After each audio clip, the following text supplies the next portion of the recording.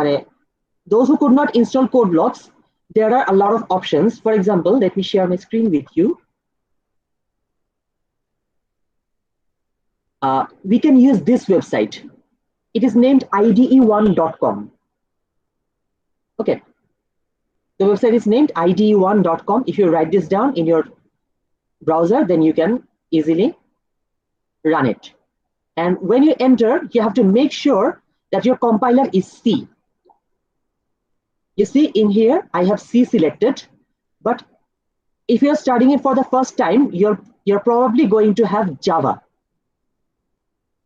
You're probably going to have Java code, so you have to switch it back.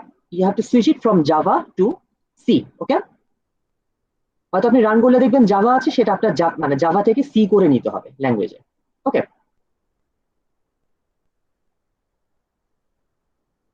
okay, so we are going to use this. You can use this, or you can also use some other IDs that they're available online. You can use them. And finally, there is also an ID. And finally, there is an ID for mobile, which is named CPP Droid. The name is CPP Droid. Let me write that down in the chat. CPP Droid. So if you have an Android phone, you can download this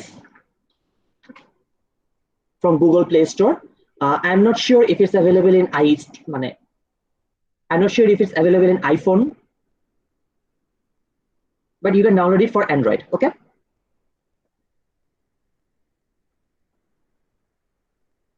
Okay. So we are going to start doing this, but before that, let me give you another announcement. If you look at the first slide, you'll see that there is an assignment of HTML, right? There is an assignment of a website. There is no slides, sir. Huh? So there is no slides. আমি এখন slide share করি নাই, আপনাদের সাথে একদম প্রথম যে স্লাইডটা দিয়েছিলাম, the first slide, the introduction slide shared with you. You can find it in the materials folder, the first one that contains the marks distribution. And when you can see that, and when you open the marks distribution, you'll see that there's an assignment named github.io website, right? So you're going to have to design a website and then publish it in github.io. So in the next week, so I'll try to give you some material. I'll try to give you some website, some tutorial for basic HTML. আপনাদেরকে HTML এর কিছু basic ইয়া দেওয়া হবে। কি বলবো, মানে HTML এর basic কিছু আপনাদেরকে, মানে বেসিক একটা টিউটোরিয়াল আপনাদেরকে দেওয়া হবে, একদম বেসিক লেভেলের, খুব অ্যাডভান্স লেভেলের কিছু না, ওটা আপনারা দেখবেন। বেসিক্যালি HTML তেমন কঠিন কিছু না, যার জন্য আমি এটা ক্লাসে দেখাতে যাচ্ছি না। স্টিল কারো যদি কোনো প্রবলেম হয়, অবশ্যই আমার সাথে যোগাযোগ করতে পারবেন, কাউন্সেলিং শিডিউল করে আমার সাথে কথা বলতে পারবেন এই ব্যাপারে। ওকে, সো আমি আপনাদেরকে টিউটোরিয়াল দিয়ে দিব, সেটা দেখে আপনারা ওয়েবসাইট বানানোর ইয়া করবেন, মানে HTML যতটুকু মিনিমাম প্রয়োজন হয় সেটা আপনারা দেখে নেবেন। আমি নেক্সট ক্লাসে আপনাদেরকে দেখাবো কিভাবে আপনি আপনার তৈরি করা ওয়েবসাইটটা হোস্ট করবেন, এবং সেই সাথে আমি আপনাকে বলে দিব আপনার অ্যাসাইনমেন্টে অ্যাকচুয়ালি কি করতে হবে। ওকে, অ্যাসাইনমেন্টটা করার জন্য 2 সপ্তাহ সময় পাবেন। You will have 2 weeks to complete your assignment. Okay, ঠিক আছে। There is another announcement. I'll give you a schedule for this Monday, right? আমি আপনাদেরকে এই সোমবারে একটা শিডিউল দিয়ে দিব। এই শিডিউল অনুযায়ী আপনাদেরকে আলাদা একটা গুগল মিটে লগ ইন করতে হবে, এবং সেদিন যেটা হবে, আপনারা যে code.org অ্যাসাইনমেন্ট সাবমিট করেছেন সেটা সম্পর্কে ছোটখাটো একটা 2-3 মিনিটের একটা ভাইবার মতন, ঠিক আছে? আমি একদম শিডিউল করে দিব কে কখন জয়েন করবেন সেই ব্যাপারটায়, ওই অনুযায়ী আপনারা জয়েন করবেন, তারপর আপনাদের ভাইবা নিয়ে নেওয়া হবে। খুব ছোট, এটা বেশিক্ষণ সময় লাগবে না, জাস্ট আপনি ঢুকে যাবেন, আর code.org যদি নিজে করে থাকেন খুব ইজিলি পেরে যাবেন আশা করছি, ঠিক আছে? সোমবারে আমি আপনাদেরকে মোটামুটি একটা লিস্টের মতন করে দিই। ওকে স্যার, আমাদের যে পাওয়ার পয়েন্টে যে কাজটা দেওয়া হচ্ছে ওটার ব্যাপারে কি ভাইবা নেবেন? না, ওইটার ব্যাপারে ভাইবা নিব না, code.org টা নেওয়া দরকার। ওইটার ব্যাপারে ভাইবা নেওয়ার প্রয়োজন নাই তো, কারণ আপনারা নিজেরা দেখেছেন, নিজেরা পড়াশোনা করে নিজেরা তৈরি করেছেন। কারণ নিশ্চয়ই আপনাদের টপিক ওভারল্যাপিং ছিল না। তো আশা করি নিজেকেই পড়াশোনা করে স্লাইডটা তৈরি করতে হয়েছে। ওকে, ঠিক আছে, তাহলে আমরা আজকের কার্যক্রম শুরু করি। আজকের কার্যক্রম হচ্ছে C programming, introduction of C programming. Okay, কোথায় কোথায় let me share my screen with you.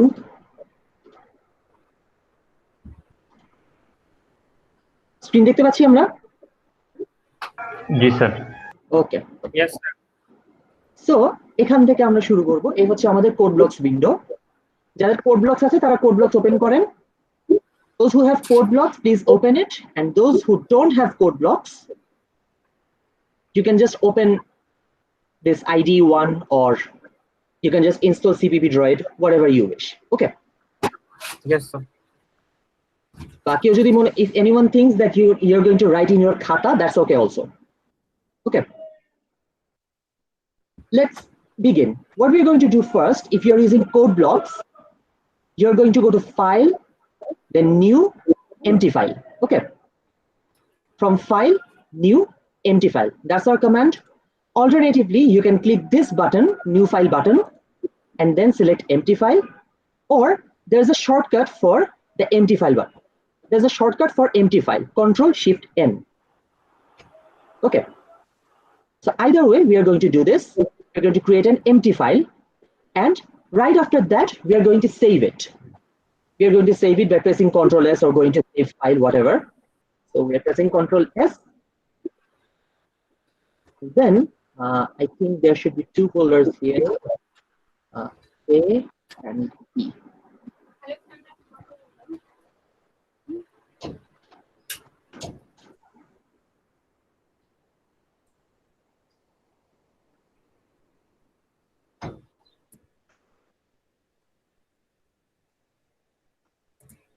So we are going to save it anywhere you like. I'm just saving it for my own convenience. I'm just organizing it so that I can differentiate the codes between A section and E. So I'm going to name this file hello.c. Okay. I'm going to name this file hello.c. Since this is a C programming file, we're going to write hello.c. Okay. So we have saved the file, and now we're going to see all the code highlightings here right now. Let me make this. আরেকবার দেখাই দেন sir. Sir hello.c টা কি একবার বলেন তো? জি sir, এটা কিছু না, সেভ করেছি। ফাইল মেনুতে গিয়ে সেভ দিবেন, কন্ট্রোল এস দিলে যে উইন্ডোটা আসবে সেখানে গিয়ে আপনার কোনো একটা জায়গায় এটা সেভ করে রাখবেন hello.c বা কোনো একটা নাম দিয়ে। ঠিক আছে?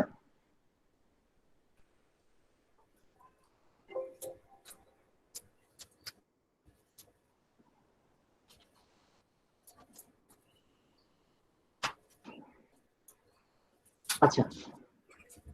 So let's begin the program. Let's begin writing the program. But before we write, let me tell you something.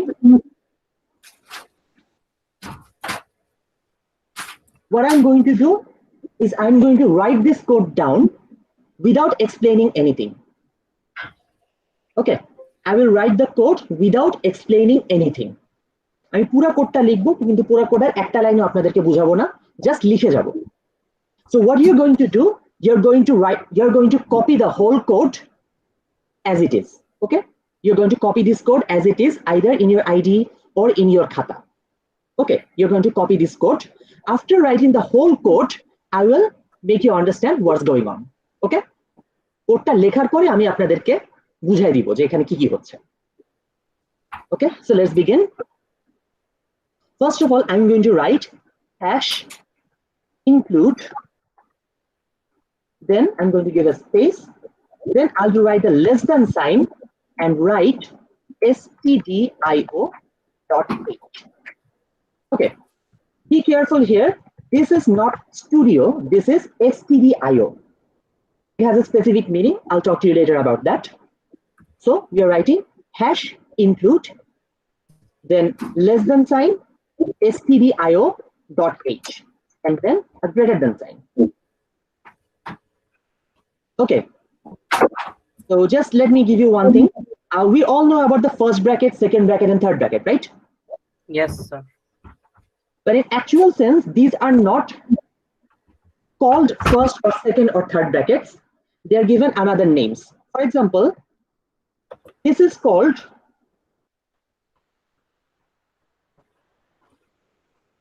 parenthesis or braces. Okay, these are called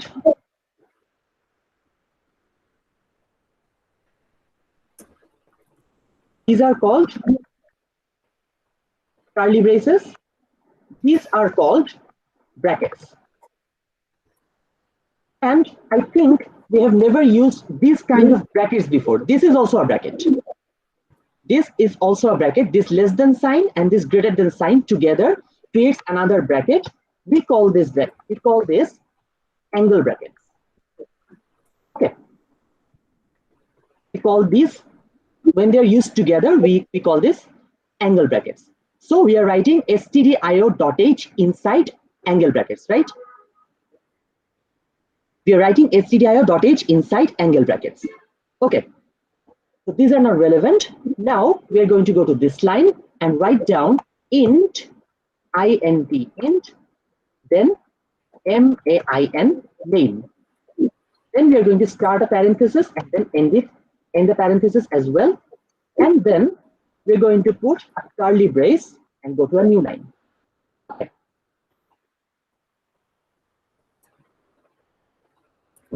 আমরা int main লিখলাম, তারপরে ব্র্যাকেট, তারপরে ফার্স্ট ব্র্যাকেট শুরু করে শেষ করলাম, তারপর আমরা সেকেন্ড ব্র্যাকেট দিয়ে ওর ভেতরে এখন লেখা শুরু করব। So what do we write now? See it carefully. How we are going to write print, printf, printf. Then we are going to start a parenthesis. We are going to start double quote. Inside the double quote, we will write hello world. Okay. Inside the double quote, we are going to write hello world, and then we will close the double quote, close the parenthesis, then put a semicolon at the end of the line. Okay, we're putting a semicolon at the end of the line. Okay.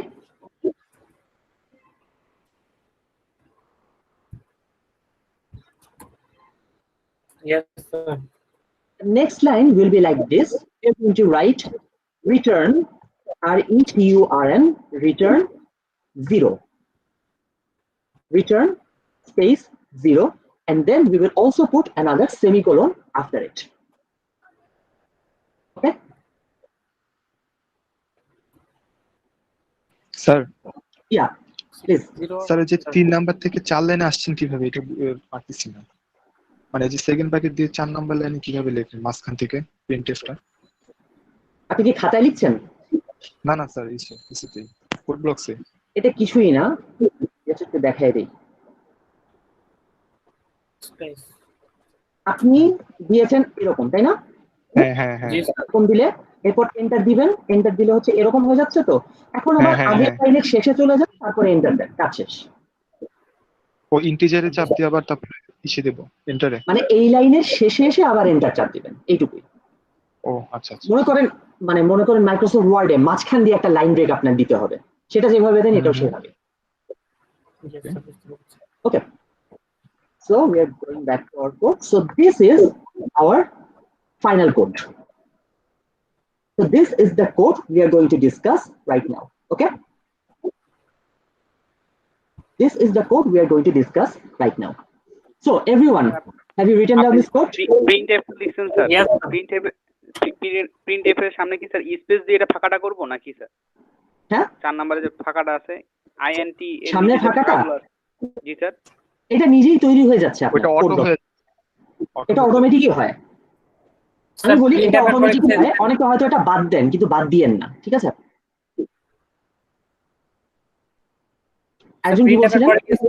Sir printf এর পরে কি space দিব sir? First bracket sir আগে রিটার্নের পরে এটা কি লিখছেন স্যার? না, দরকার নেই। রিটার্নের পর রিটার্নের পর 0, প্রিন্টএফ এর পরে স্পেস দেওয়ার দরকার নেই। Okay sir. Okay, so this is our final code. এবার আমরা বলি এই কোডে হচ্ছেটা কি, because this is the skeleton we are going to use in our next codes. Okay, তো পরবর্তী কোডগুলোতেও আমরা এই ধরনের স্কেলেটন ব্যবহার করব। So what's going on here? We will start with line 3, int main. What does this mean? What does this mean? Int main. এটার অর্থ কি? Integer. Integer sir. Main function sir integer কেন? সেটা একটা প্রশ্ন। মেইন ফাংশন ইন্টিজার রিটার্ন করে। Integer return করে কাকে দেয়? ইন্টিজার রিটার্ন করে কাকে দেয়? কনসোল। যা যা উত্তর দিচ্ছেন ঠিকই আছে, কিন্তু আমি আরো ফার্দার যাচ্ছি, আরো ফার্দার প্রশ্ন করছি আপনাকে। Okay, let me clarify it. First of all, our C program, any C program starts executing from main. Okay, every C program starts executing instructions from main. That is, what you have to do, say for example, I tell you to add two numbers, I tell you to multiply two numbers, I tell you to calculate the sum of the first n natural numbers. Whatever I tell you to do, you write that instruction down inside main. Okay, you write down that instruction inside main, because every instruction starts running, because every C program starts running from main. Main is the starting point of our program. Okay, যে কোনো programme main থেকে run করা শুরু করে, মেইনের ভেতরে যা আছে সেগুলাই সে একটা করে একটা রান করতে থাকে এবং এভাবে চলতে থাকে। So this main is a function actually. This main is a function. Keep in mind one thing, a C program may have a lot of functions inside it. A C program can have as many functions as you like, but it must contain one main function. Okay, একটা C প্রোগ্রামকে অবশ্যই main ফাংশনটা, আর একটা C প্রোগ্রামে main ফাংশনটা থাকতেই হবে। এটার বাইরেও আরো অনেক ফাংশন থাকতে পারে, যেটাকে হয়তো মেইন ফাংশনই কল করবে। মেইন ফাংশন বলবে যে এই ফাংশনটার কাজ হোক, ওই ফাংশনটার কাজ হোক, সেটা হয়তো মেইন থেকেই বলা হবে, কিন্তু মেইন ফাংশন আপনার থাকতেই হবে। এটার কোনো ইয়া নাই, ব্যতিক্রম নাই, মেইন ফাংশন থাকতে হবে। হ্যাঁ বলেন।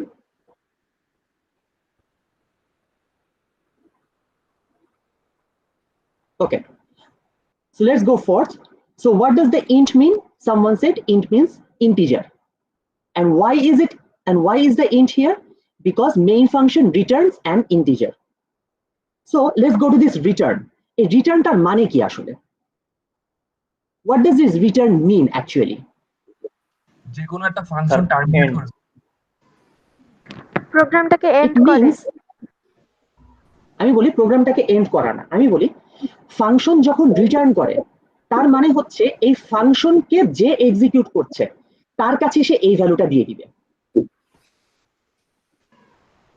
এই ফাংশনটা যে এক্সিকিউট করছে তাকে সে এই ভ্যালুটা দিবে, ঠিক আছে, তার কাছে সে এই ভ্যালুটা পাঠিয়ে দিবে। এখন প্রশ্ন হচ্ছে, ধরেন বাইরে একটা ফাংশন আছে, যেই ফাংশনটাকে হয়তো মেইন ফাংশন রান করবে, তাহলে সেই বাইরের ফাংশনটা মেইন ফাংশনকে হয়তো কিছু একটা দিবে, তাই না, এই রিটার্ন অনুযায়ী। প্রশ্ন হচ্ছে মেইন ফাংশনকে রান করে কে? Who runs the main function?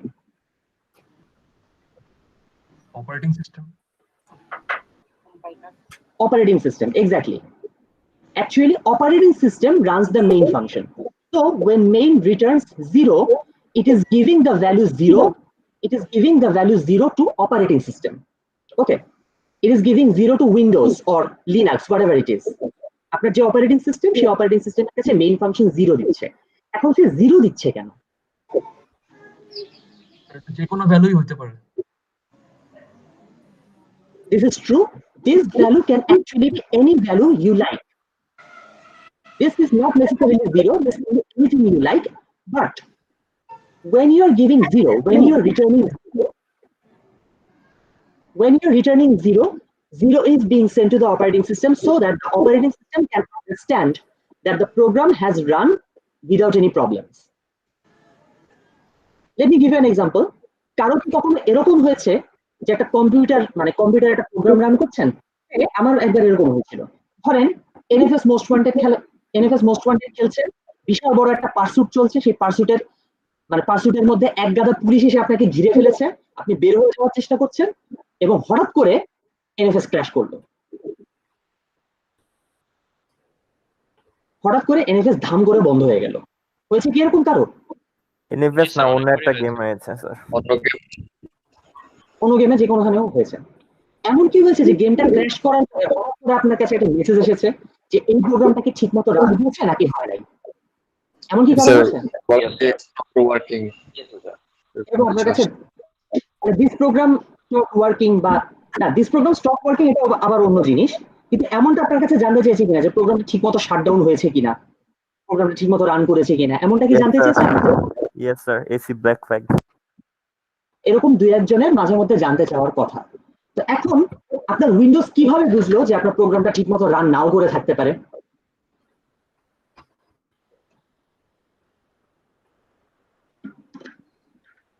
How did Windows know that your program is not run successfully?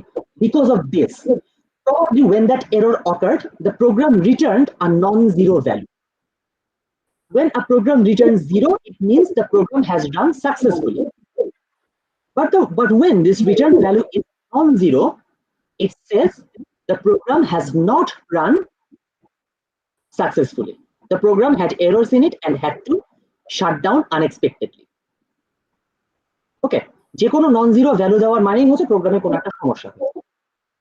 Okay, so let's forget this return 0. Let's start from the main. Anything we write inside the main will be executed line by line. Okay, so first this line will be executed, and after that line 5. First the line 4 will be executed, then line 5. So what does line 4 do?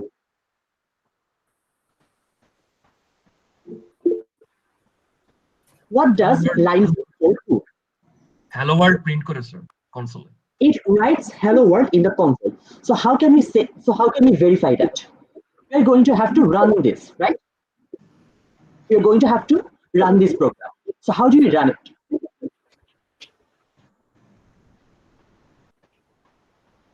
Zulkarnain, আমি আপনাকে একটু mute করে দিলাম, আপনার ওখান থেকে মনে হয় শব্দ আসছে, ইকো হচ্ছে হালকা। Okay, so how do we verify that? We have to go to this menu, build menu, and then file, build and run. Remember, not run, the command is build and run, this one. Alternatively, we can select this gear and play button. We can select this gear and play button, or as you can see, there is a shortcut key for build and run, which is F9. We can also press F9 to run it. Okay, either build menu থেকে build and run এ যাবেন, অথবা F9 চাপ দেবেন, অথবা এখানে এই gear এবং play button সহ যে বাটনটা, মানে গিয়ারের প্লে এর আইকন সহ যে বাটনটা, এই বাটনটায় ক্লিক করবেন। So anyhow, when I click it, I can see the output, right? See, there is hello world. These lines are just telling you that what's happening. These lines are just telling you what's happening. For example, process return 0. Say this is the 0. This 0 has been returned. So process return 0.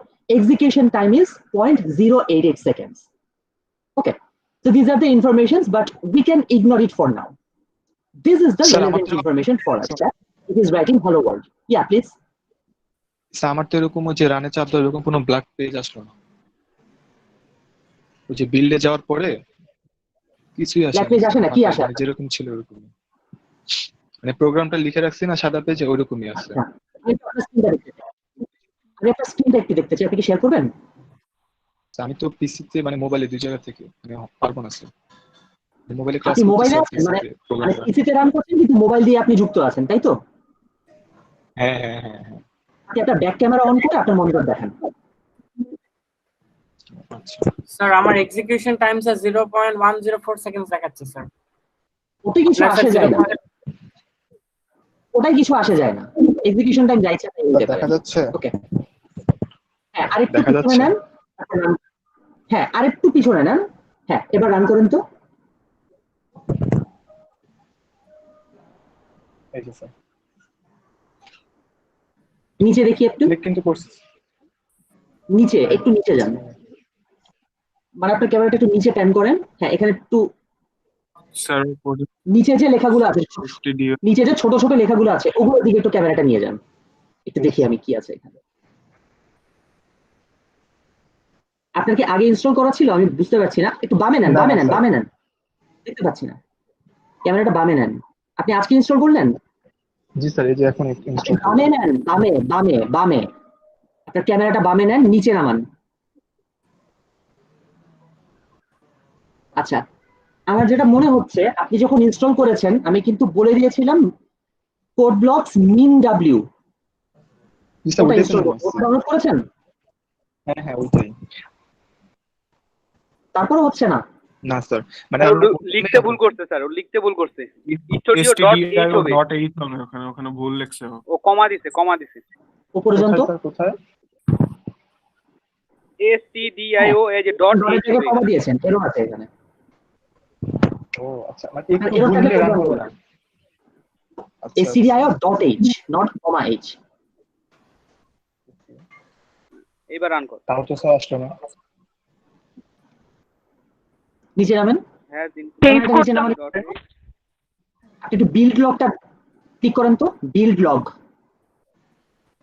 এই যেটা, build log, বাম পাশে, ওর বাম পাশে এটা চাপ দেবো? Build log, হ্যাঁ হ্যাঁ ক্লিক করেন।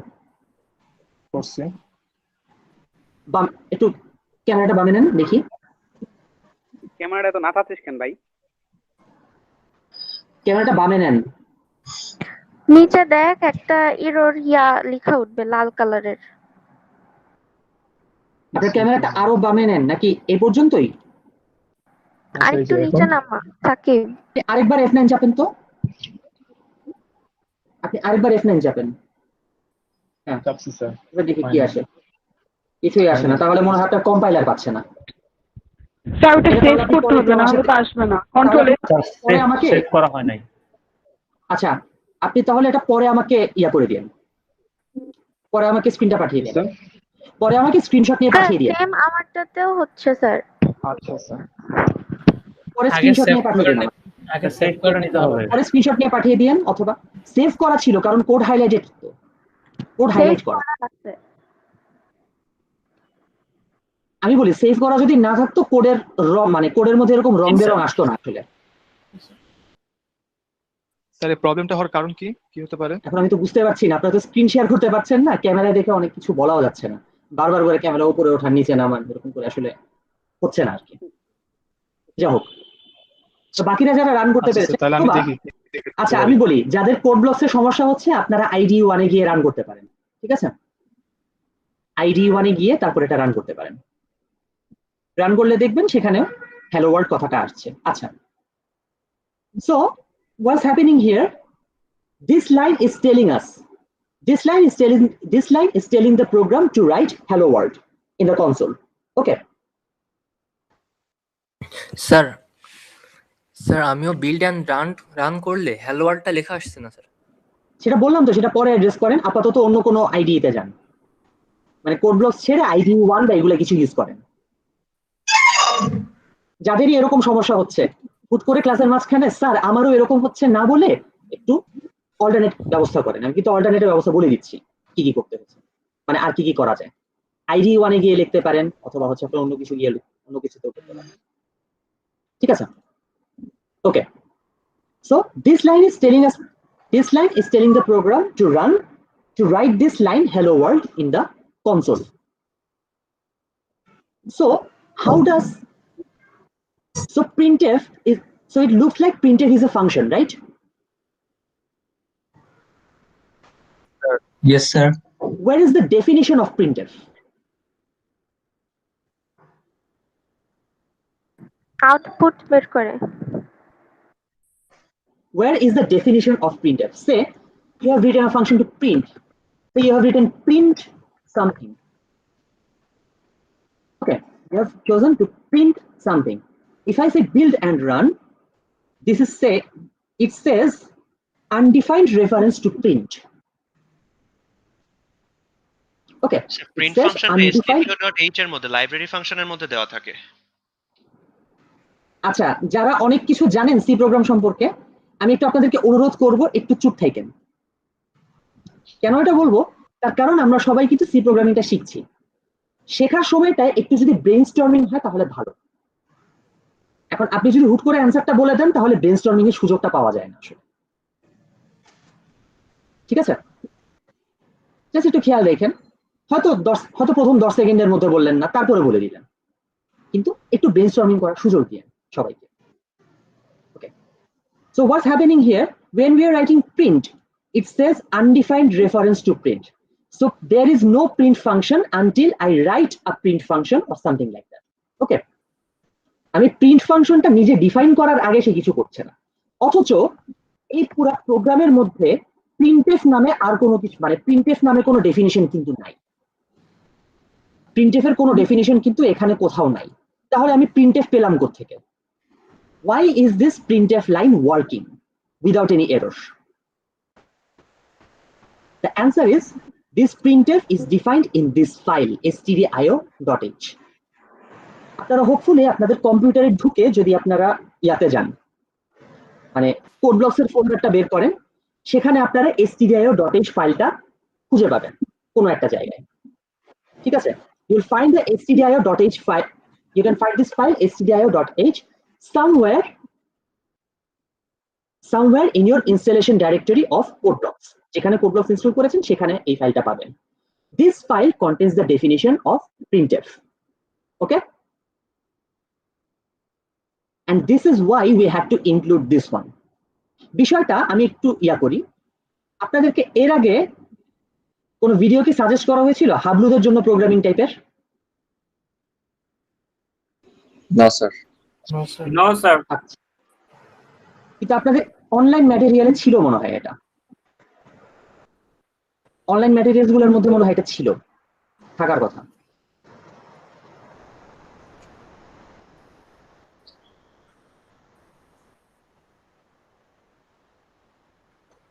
ইন্টারনেট রিসোর্সের মধ্যে থাকার কথা, এটা আপনারা হয়তো দেখেন নাই।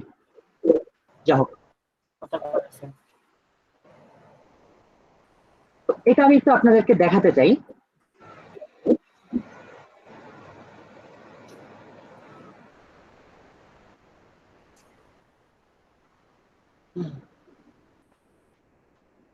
এটা আমি একটু আপনাদেরকে দেখাতে চাই।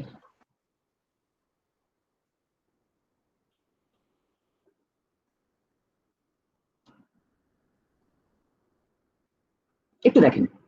লিটন ভাইয়ের টঙ্গের দোকানে গিয়ে আপনি যদি 1 কাপ চা চান, তাইলে লিটন ভাই চায়ের কাপের মধ্যে চা পাতা, চিনি, দুধ দিয়ে আপনাকে 1 কাপ চা দিবে। এই চা বানানোর জন্য ওনাকে ছোটখাটো অনেকগুলো খুচরা খাসরা কাজ করা লাগছে, যেটা আপনাকে বলে দেয়া লাগে নাই। অর্থাৎ উনি চায়ের কাপ নিছে, তারপরে ছাকনির মধ্যে কিছু চা পাতা নিয়ে তার উপরে গরম পানি ঢেলে চিনি এবং দুধ দিয়ে ভালো করে নেড়ে চাটা তৈরি করে দিছে। এই খুচরা খাসরা কাজগুলো মান্দাত্তার আমলে কেউ একজন লিটন বাইরে শিখাই দিছে।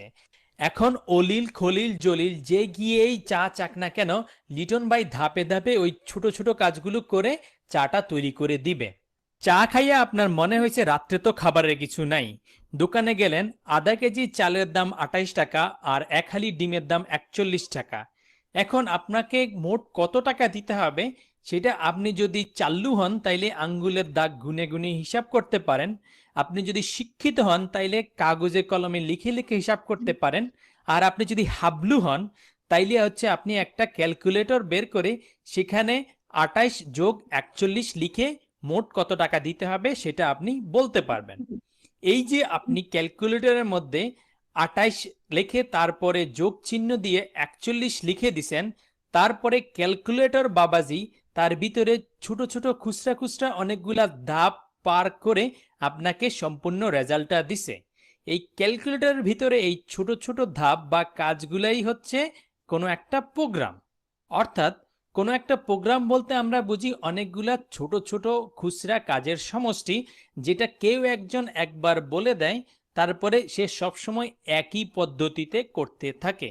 যেমন লিটন ভাইকে চা বানানোর পদ্ধতি কেউ একজন একবার শিখাই দিছে, এরপর থেকে আজীবন লিটন ভাই একই পদ্ধতিতে চোখ বন্ধ করে চা বানাই দিতে পারে।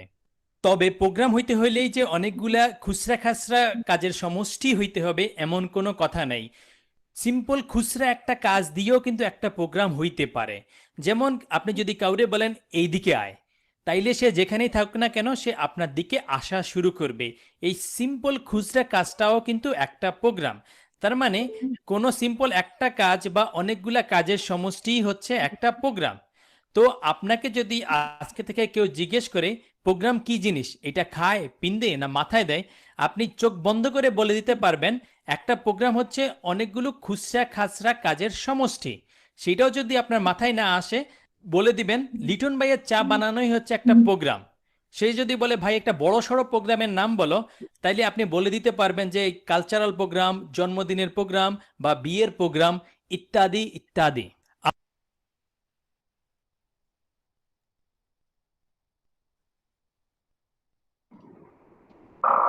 আচ্ছা, ভিডিওটা দেখলাম আমরা।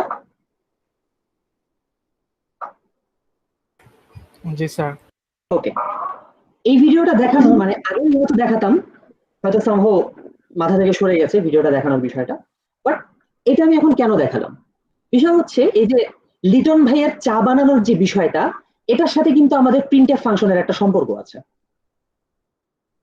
এটার সাথে আমাদের প্রিন্টএফ ফাংশনের একটা মিল আছে। সেই মিলটা কি দেখেন, আপনি যদি লিটন ভাইকে বলেন আমাকে এক কাপ চা বানায় দেন, তাহলে লিটন ভাই কিন্তু একই পদ্ধতিতে আপনাকে চা বানিয়ে দিবে সবসময়, তাই না? সবসময় একইভাবে আপনাকে চা বানিয়ে দিবে।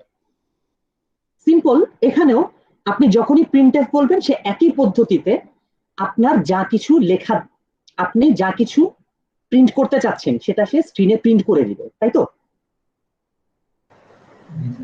তাহলে আমরা চিন্তা করতে পারি লিটন ভাইয়ের চা বানানোর বিষয়টা হচ্ছে একটা ফাংশন, এবং সেই চা বানানোর ইনস্ট্রাকশনটা আপনি যখন এই মেইনের ভেতর দিচ্ছেন তখন আপনি এই ফাংশনটাকে কল করছেন। ওকে, এখন বিষয়টা হচ্ছে লিটন ভাইকে চা বানানো কে শিখাইছিল?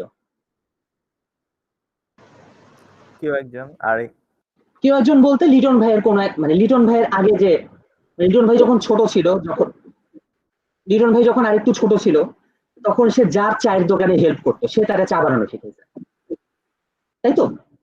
সেটাকে চা বানানো শিখিয়েছে। এখন আপনি যখন তার কাছে যান, লিটন ভাইয়ের কাছে যখন আপনি যান, এবার একটু পার্থক্য পাবেন। আপনি যখন লিটন ভাইয়ের কাছে যান তখন কি আপনি তাকে বলে দেন যে আপনার ওস্তাদ আপনাকে যেভাবে চা বানানো শিখাইছিল সেভাবে একটা চা বানায় দেন? সেটা কি বলেন আপনি? না স্যার।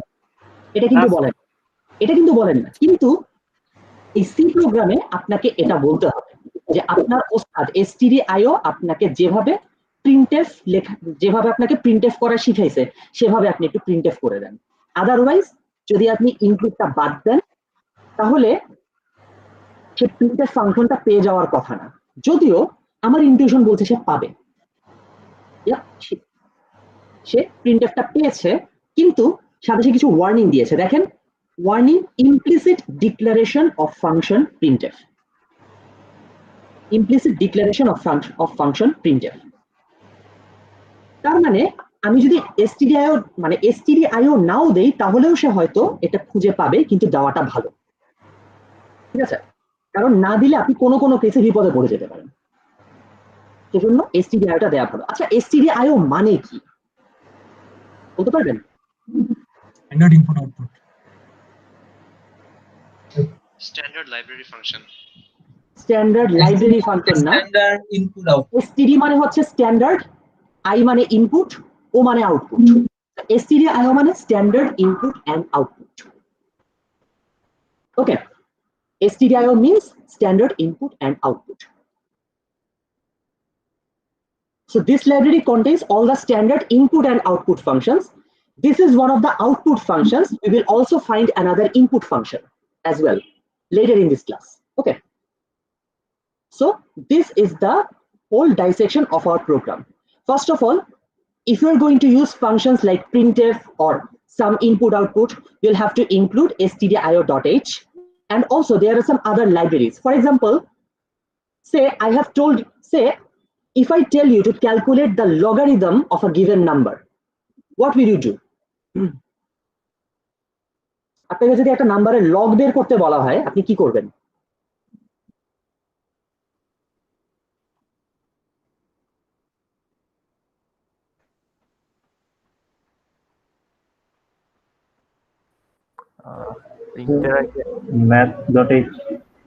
তখন হচ্ছে আপনি নরমালি তো হাতে গুনতে তো পারবেন না, কারণ লগ বের করার কোনো সূত্র আপনার জানা নাই,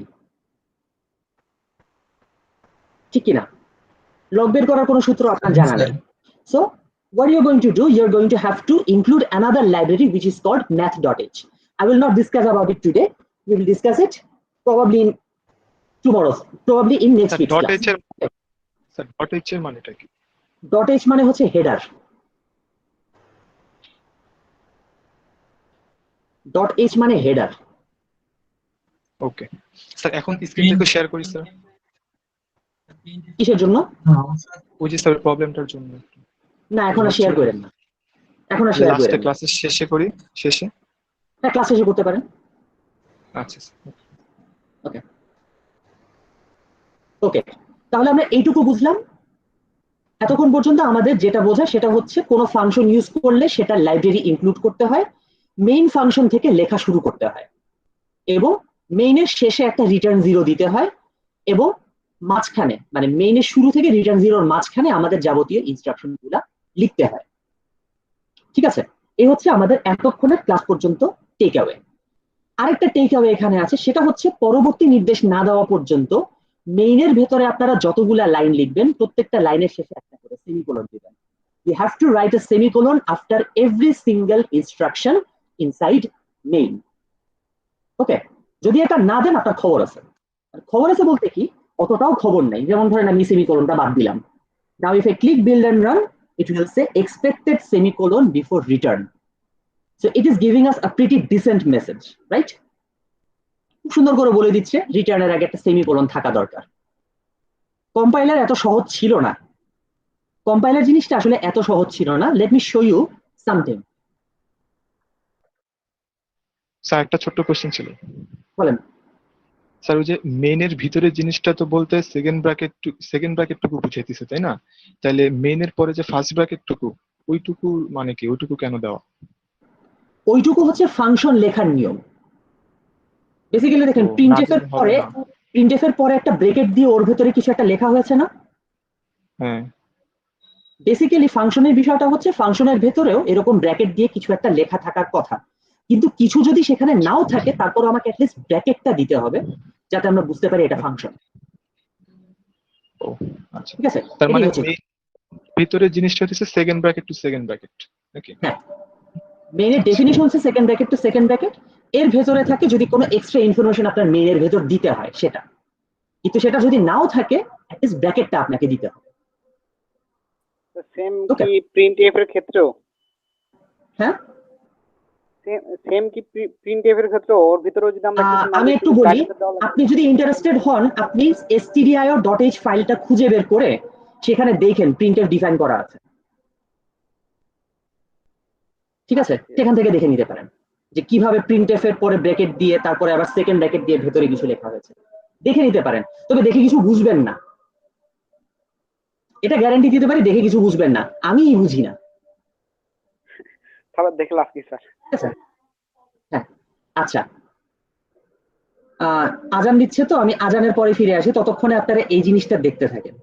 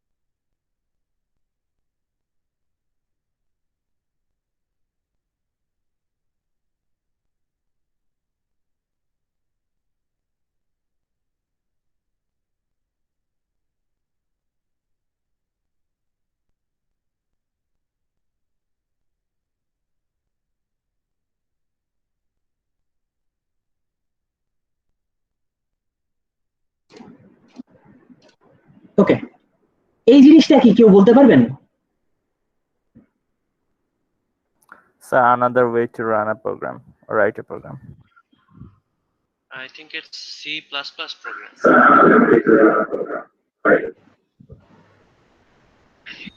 আগে এভাবে লেখা হতো program. C plus plus program সেটা বিষয় না, বিষয় হচ্ছে সি মানে সি প্লাস প্লাস এর মধ্যে আসলে সি প্রোগ্রাম লেখা যায়, সেটা বিষয় না, এটা অনেক আগের কথা। ঠিক আছে, I have seen my brother writing program in this compiler. আমার বড় ভাইকে আমি দেখেছি এই কম্পাইলারের প্রোগ্রাম লিখতে। So this is a pretty notorious compiler. It is called Turbo C. The name of this compiler is Turbo C, and this is so problematic. If you ever miss a semicolon in your program, it will probably give you 100 errors. So college life If you forget a semicolon in your program, this compiler will probably give you 100 errors. শখানেক মতো error আপনাকে ধরাই দিবে একবারে। শখানেক error দেখে আপনার মাথায় হাত দিবেন, আপনার মাথার চুল ছিঁড়তে হয়তো ইচ্ছা করবে, অথচ তারপর দেখবেন একটা সেমিকোলন মিসিং, ওইটা ঠিক করে দিলে সব সমস্যার সমাধান। ঠিক আছে, তো সেই তুলনায় আজকালকার কম্পাইলার অনেক বেটার। সেমিকোলন মিস গেলে সেটা একটা এরর দিয়ে বলে দিচ্ছে এক্সপেক্টেড সেমিকোলন বিফোর রিটার্ন। ওকে, দেখো, so this is how a C program works. This is how a C program should be. Now let's try something else. Let's put, I want to write another line, say welcome to programming in a separate line, right? So we are writing this printf again, and then in the parenthesis, in the double quote, we are writing welcome to programming. So what will this program do? This program will write hello world in one line and write welcome to programming in another, right? ঠিক তো? এই প্রোগ্রামটা এক লাইনে hello world লিখবে এবং আরেক লাইনে লিখবে welcome to programming, ঠিক তো? এটাই হচ্ছে আমাদের এক্সপেকটেশন। সো লেটস রান ইট। এখন যদি আমরা রান করি, ফর দ্য রেকর্ড আপনি যদি আইডি 1 এ থাকেন সেক্ষেত্রে হচ্ছে একটু নিচে গিয়ে এই রান বাটনটায় চাপ দিবেন, তাহলেই হবে। আচ্ছা, ইফ আই রান ইট, নতুন লাইনে গেল না, বিষয়টা কি? দুইটা প্রিন্টএফ দিলাম, তারপরও সে নতুন লাইনে গেল না, কেন হলো এটা? স্যার আরেকটা দরকার ছিল। স্যার একে বলে দিতে হবে তুমি নতুন বলে লাইনে দিতে যাও। হবে স্যার। নিউ লাইন দিতে হবে। অর্ডার দেওয়া হয় না স্যার, নতুন লাইনে যাও। New line.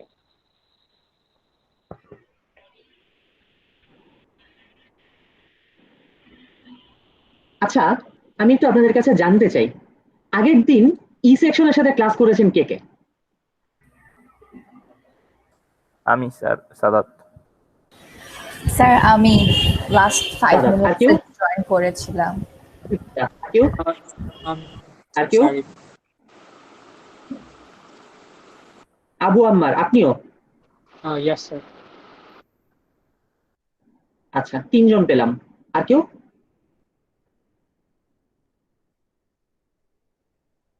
ওকে, আমিও লাস্ট 5 বলার মিনিট। নেই।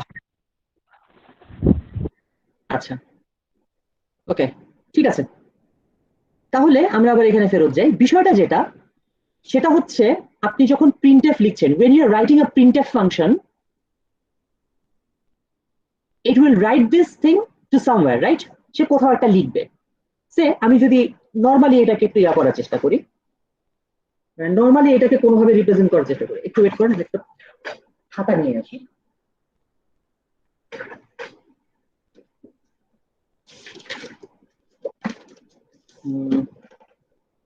আচ্ছা, খাতা দরকার নেই, আমার তো হোয়াইট বোর্ড আছে, সেখানে আমি ইয়ে করি।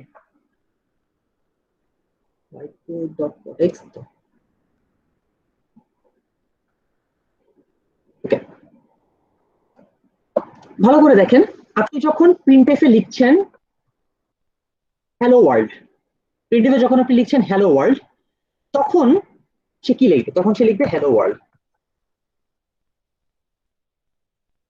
এটুকু সে লিখবে এবং লেখার পরে তার কার্সরটা কোথায় যাবে? তার কার্সরটা আসলে এখানেই থাকবে। বেসিক্যালি আপনি যখন পরের প্রিন্টএফটা লিখবে তখন সে দেখবে আগের লেখাটা শেষ হয়েছে কোথায়। ঠিক আছে? when you're writing the second printf, the program will observe, the program will first determine where the previous writing was completed. It will see that the writing was completed right here, so it will start writing welcome to programming from right here. It will write welcome to programming. ওকে, ঠিক যেখানে আগে শেষ হয়েছিল সেখান থেকে সে পরের লাইনটা লেখা শুরু করবে। পরের লাইনটা সে ওখান থেকে লেখা শুরু করবে। So that's why we have to instruct printf to put a new line between these two. অর্থাৎ এখানে যে নতুন লাইনে যেতে হবে, you have to instruct the program so that it goes to a new line before writing this one. How can we achieve that? We are either going to give that instruction here or here. হয় এই লাইনটা লেখার পরে অথবা এই লাইনটা লেখার আগে আমাকে ইনস্ট্রাকশনটা দিতে হবে। তো the best convention is to write it after the end of this line. তো এই লাইনটা শেষে আপনাকে লিখতে হবে \n। ঠিক আছে? After this line you're going to write \n, and as a rule of thumb হিসেবে আমরা যেটা করব, যে কোনো প্রিন্টএফ এর শেষে আমরা একটা করে নিউ লাইন দিয়ে দিব। ঠিক আছে? কিছু এক্সেপশনাল কেস হয়তো থাকবে, হয়তো আপনি এখানে জানেন যে আপনার এখানে নতুন লাইনে যাওয়ার কোনো প্রয়োজন নাই, আপনি হয়তো বুঝতে পারছেন যে এরপরে নতুন লাইনে যাওয়ার আর কোনো প্রয়োজন নেই, তখন আপনি নিউ লাইনার দিবেন না। কিন্তু অধিকাংশ কেসেই আপনার একটা লাইন লেখা যখন শেষ হবে তারপর আপনি একটা নিউ লাইন দিয়ে দিন। ঠিক আছে? এতে করে যেটা হয়, হুট করে এই লাইন ব্রেকের ঝামেলাটা তাহলে এড়ানো যায়। ঠিক আছে?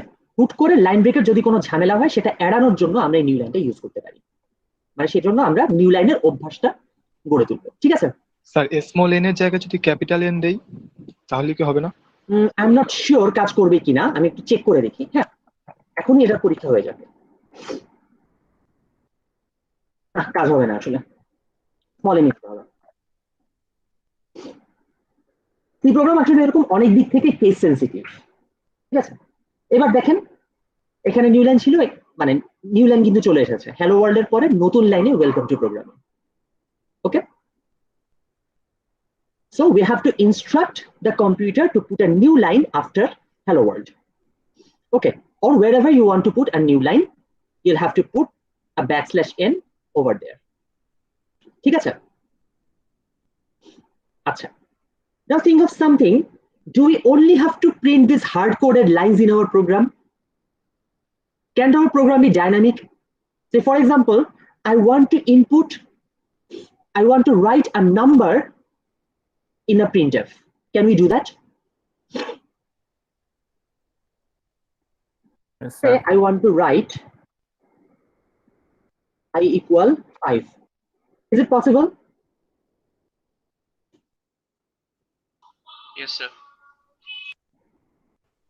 I equal 5. It is possible. Okay, there is no problem about it. But the thing is, this 5 value is not in this. The problem is we don't want this 5 value in this printf. We rather want to put it in a variable. আমরা যখন flowchart করেছি সেখানে আমরা মাঝে মধ্যে এরকম assign করেছি না, i equal 5 এরকম করে। আমি নামে একটা ভ্যারিয়েবল নিয়েছি এবং সেই ভ্যারিয়েবলটা ওখানে অ্যাসাইন করেছি, তারপর ওখানে লিখে দিয়েছি প্রিন্ট i বা আউটপুট i, এরকম লিখে দিয়েছি না? জি স্যার। Yes, sir. ঠিক কিনা? ওকে, সো আমরা যখন এভাবে লিখে দেই, তো এখন প্রশ্ন হচ্ছে সেটা আমরা সি প্রোগ্রামে করবো কিভাবে, অর্থাৎ এই i এর ভ্যালু আমরা এখানে কিভাবে আনবো, আমরা এই 5 এর জায়গায় কিভাবে আনবো? একইভাবে স্যার, i equal to 5 লিখি। একইভাবে না, এটা আনার মধ্যে একটু নিয়ম আছে। তো সেই নিয়মটায় যাওয়ার আগে আমরা আরেকটু ডিসক্রাইব করি। ফার্স্ট অফ অল, এই যে আমি লিখলাম i equal 5, এটা আমি একদম শুরুতে লিখতে পারবো না। We cannot write i equal 5 at the very beginning of this program like this. Why is that? এটার কারণটা কি?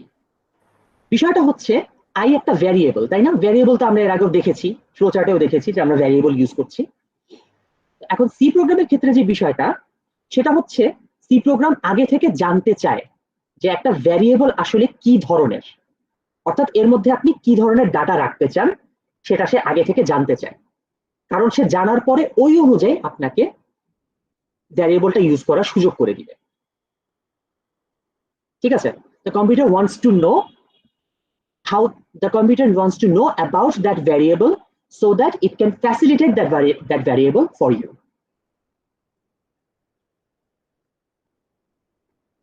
So for that, you'll need to declare the variable first.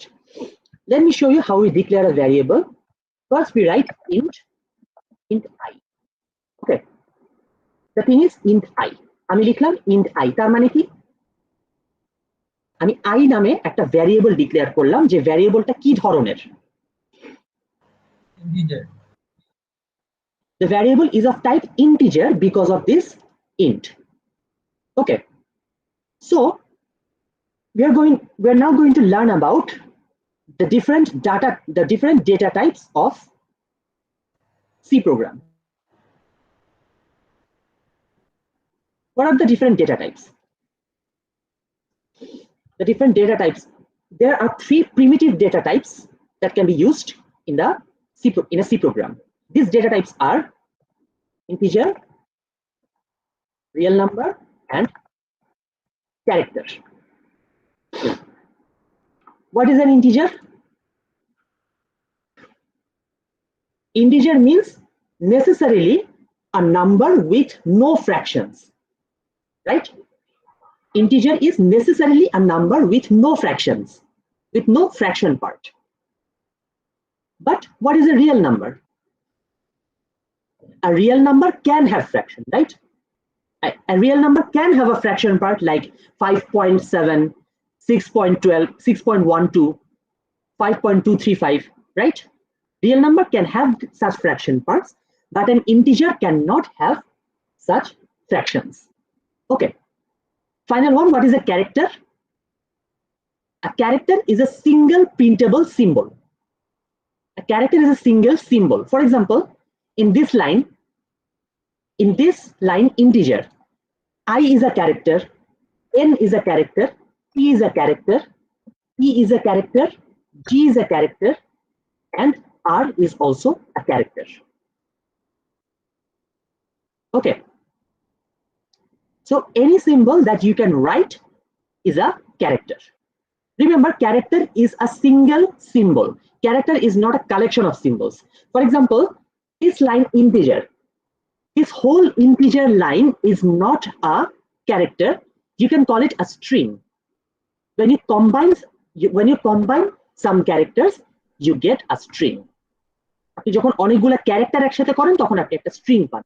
So এখানে ইন্টিজার হচ্ছে একটা স্ট্রিং, ওর প্রত্যেকটা পার্ট হচ্ছে একটা character. ঠিক আছে? ওকে।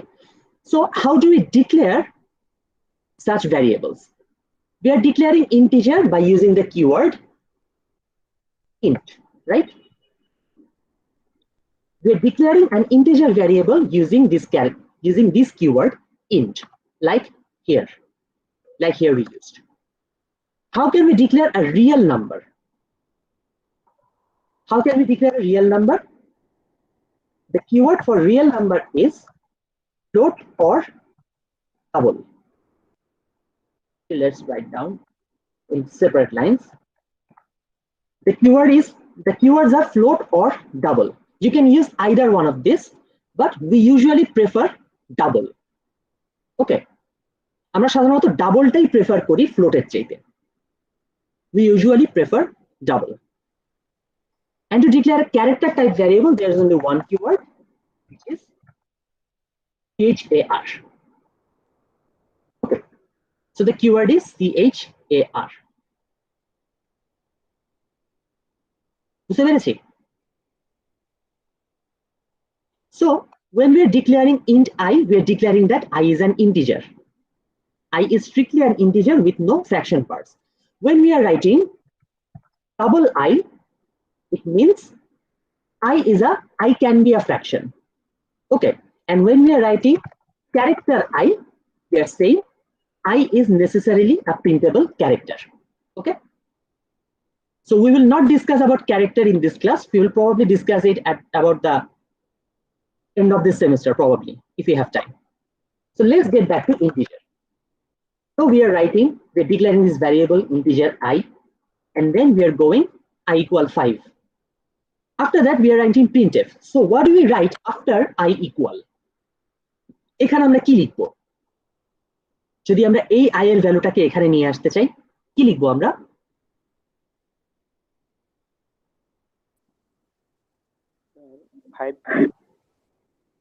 এখন তো 5 লিখে লাভ নেই, কারণ বিষয়টা হচ্ছে আমি ধরেন এখানে 5 লিখলাম। আমি একটু আপনাকে বলি, আমি ধরেন এখানে 5 লিখলাম, ঠিক আছে? আমি এখানে 5 লিখলাম। আমি যাচ্ছি, আমি যদি এটাকে 5 এর জায়গায় 9 করে দেই, তাহলে এখানে 9 চলে আসুক। এখানে কি 9 চলে আসবে? নো। আপনাকে নিজের হাতে 5 কেটে 9 করতে হবে, কিন্তু আমি যেটা চাচ্ছি না। আমি দুই জায়গায় এডিট করতে চাচ্ছি না, আমি চাচ্ছি একটা জায়গায় চেঞ্জ করলে এখানে চলে আসুক। তো এখন আমি কি করব? ডি দিয়ে এটাকে কল করব স্যার। ডি দিয়ে ইনপুট নিয়ে নিব। ওকে, লেটস সি দিস। আমরা এখন যেটা করব দেখেন, i ইকুয়াল আমি বসাবো %d,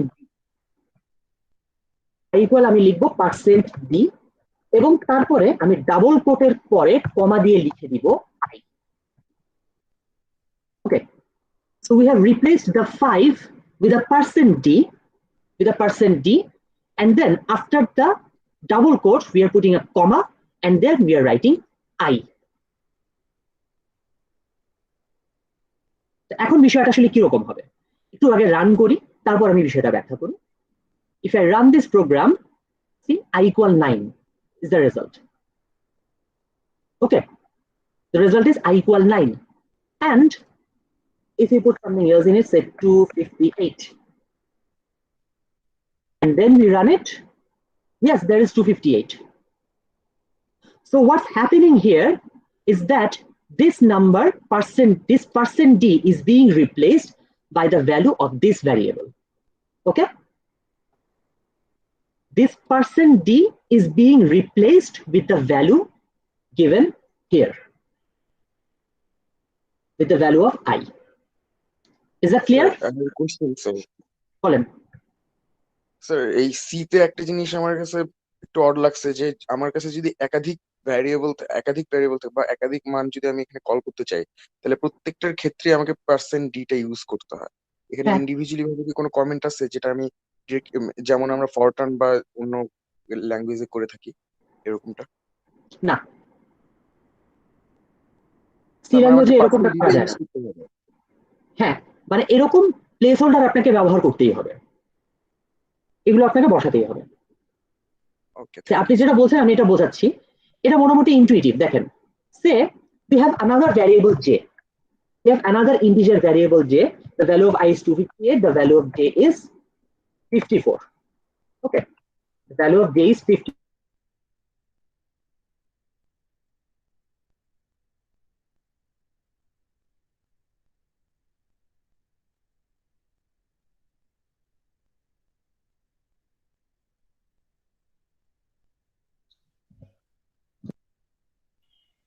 স্যার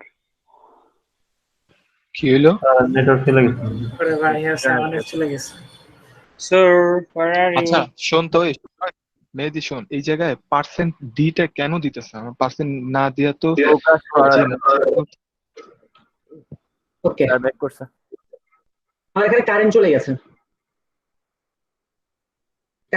যার জন্য এখন মোবাইল ডাটা দিয়ে কানেক্ট করছি। ওকে, so where were we? We were right here, right? We were discussing this. আমাদের এখানে দুটো ভ্যারিয়েবল, প্রত্যেকটা ভ্যারিয়েবলের ভ্যালু আমরা এখানে নিয়ে নিলাম। ij এখানে নিলাম।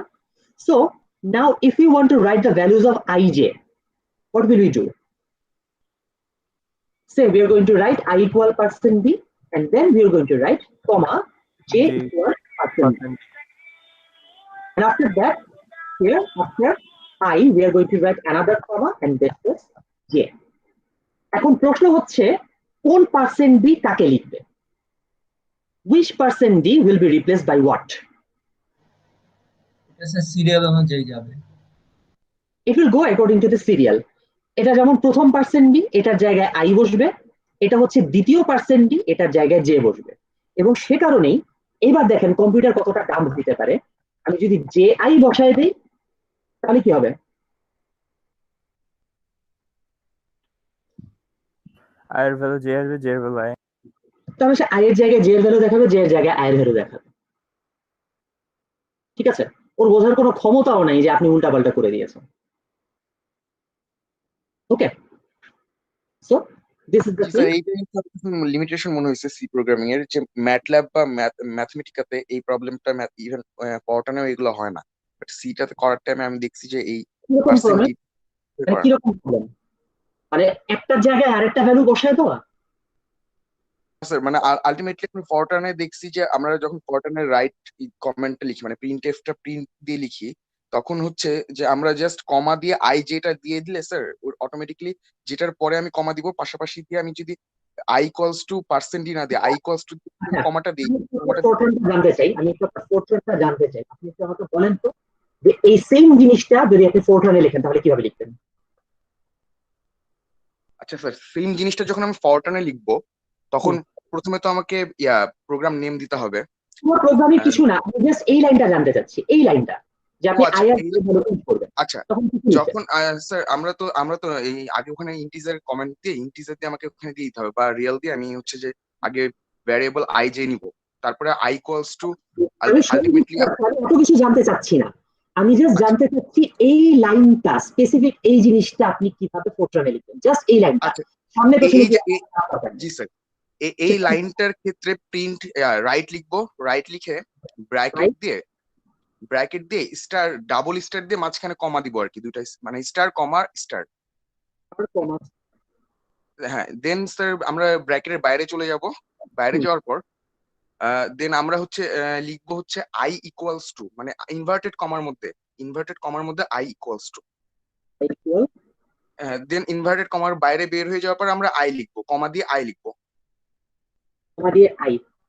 হ্যাঁ। আর তারপরে আবার যদি আমি জে নিতে চাই, তারপরে আবার কমা দিয়ে ইনভার্টেড কমার মধ্যে আমি জে লিখবো, দেন আবার কমার বাইরে যে আমি যখন কমা দিয়ে জে লিখবো তখন ultimately I equals two I এর ভ্যালুটা আমাকে শো করবে, আর জে ইকুয়ালস টু জে এর ভ্যালুটা আমাকে মানে শো করবে, ইন্ডিভিজুয়ালি ভাবে আমাকে মানে আলটিমেটলি শো করতে পারছে। আমি বলি, আপনি যেটা বলছেন যে এখানে আমি চাইলে জে আর আই কে উল্টাপাল্টা করে দিতে পারি, তাই না? জি স্যার। ধরেন আমি সিম্পলি কম্পিউটারকে বোকা বানানোর জন্য এখানে জে লিখলাম, এখানে আই লিখলাম, ওটা কি ধরতে পারবে? দেন স্যার আপনি এটা বুঝতে পারবেন আলটিমেটলি যে আই ইকুয়ালস টু জে, আপনি এখানে পুট করছেন বিধায় আপনাকে এখানে জে এর ভ্যালুটা দিতেছে, বা জে ইকুয়ালস টু আই। এখানেও আমি সেটা বুঝতে পারছি, কারণ প্রিন্টএফটা খুব একটা লম্বা না। হ্যাঁ, এটা যদি একটু কমপ্লেক্স প্রিন্টএফ হতো তাহলে আমি হয়তো বেকায়দায় পড়ে যেতাম, বাট এটা অত কমপ্লেক্স না, যার জন্য আমি বুঝতে পারছি। ওকে, আচ্ছা, so let's get back here. তো প্রিন্টএফটা আমি লিখলাম এখানে, তাহলে এটা এখন আমাকে দুইটা ভ্যালু পাশাপাশি দেখাবে, তাই না? 254, 258 and 54. And now here's the problem. আমি এখন চাচ্ছি এই দুইটা নাম্বার আমার কাছে আর থাকবে না, এটা আমি অন্য কারো কাছ থেকে জেনে নিব। ঠিক আছে, I want the user to input these numbers to me. So what will we do now? Are we going to provide this C file to the user? Input নিতে হবে। ইনপুট নিতে হবে। এখন ইনপুটটা নিব কিভাবে? আমরা তো এখন ইনপুট নিতে পারছি না, আমরা জাস্ট এই ভ্যারিয়েবলের মধ্যে মান বসাই দিচ্ছি। তো আমি কি সি প্রোগ্রামটাই আপনার ইউজারের কাছে ধরাই দিব? না, তাহলে তার ইনপুট নেওয়া হলো না স্যার। তাহলে তো আসলে ইনপুট নেওয়া হলো না, বরং তাতে যেটা হবে আপনার ইউজার আইদার আপনাকে গালি দিবে অথবা নিজের মাথার চুল ছিঁড়বে। ঠিক আছে, ইউজার আইদার আপনাকে গালি দিবে অথবা নিজের মাথার চুল ছিঁড়বে, কারণ এই জিনিস দেখে সে বুঝবে না যে এখানে কি হচ্ছে না হচ্ছে, পার্সেন্টই দেখেই তার মাথা গরম হয়ে যাবে। So we have to prepare a mechanism so that we can take input from the user, right? We have to prepare a mechanism so that we can take input from the user. So how do we do that? There is also another function in stdio.h which is called scanf. Okay, there's a function called scanf. In this scanf function we are going to take inputs. So how do we do that? We are going to write %d again. See, এখানে যেমন আমরা printf এর মানে নাম্বারটা show করার জন্য %d নিচ্ছিলাম, এখানে আমরা নাম্বারটা ইনপুট করার জন্য %d নিচ্ছি। Okay, so we are writing %d, %i. Okay, একটু খেয়াল রাখবেন, যদিও আমরা printf এ যখন %d এর করেসপন্ডিং আইটা লিখছি সেখানে আমরা অন্য কোনো কিছু দেই নাই, কিন্তু যখন আমরা scanf এর %d scanf এ যখন লিখবো তখন scanf এ ভ্যারিয়েবলের নামের সামনে একটা ampersand দিয়ে দিতে হবে। ওকে, when we are writing a scanf, when we are writing a variable inside a scanf, we must put an and sign before it. আমি এটার ব্যাখ্যা এখন দিতে চাচ্ছি না, যখন ব্যাখ্যা দেওয়ার সময় আসবে তখন ব্যাখ্যা পেয়ে যাবেন। ঠিক আছে, সেটা এখন এই সেমিস্টারের মধ্যেও হতে পারে, আবার এই সেমিস্টারের পরেও হতে পারে, কিন্তু ব্যাখ্যাটা পেয়ে যাবেন আপনারা, নট এনি প্রবলেম। এখন ব্যাখ্যাটা দিলে আরেকটু মাথা গরম হয়ে যেতে পারে। অলরেডি আমার ধারণা আপনারা রিটার্ন জিরো নিয়ে কনফিউজ।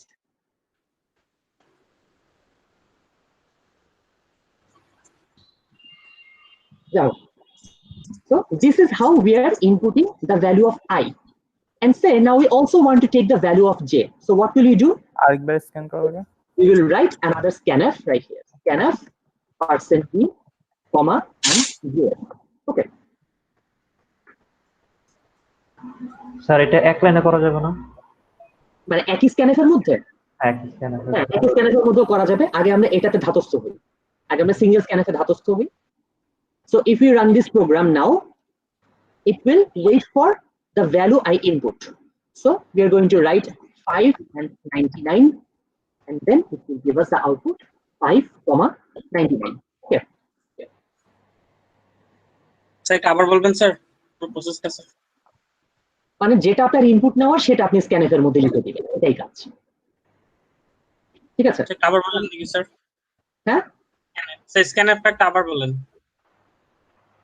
আপনি যে ভ্যালুটা ইনপুট নিতে চান সেই ভ্যালুটার জন্য আপনি একটা স্ক্যানফ লিখবেন। কিভাবে লিখবেন? প্রথমে লিখবেন স্ক্যানফ, তারপর ব্র্যাকেটের ভেতরে সিঙ্গেল কোটের মধ্যে লিখবেন %d, এবং তারপরে সিঙ্গেল কোটের বাইরে গিয়ে কমা দিয়ে লিখবেন and i। ঠিক আছে, and মানে and সাইনটা দিয়ে তারপরে ভ্যারিয়েবলের নামটা লিখবেন।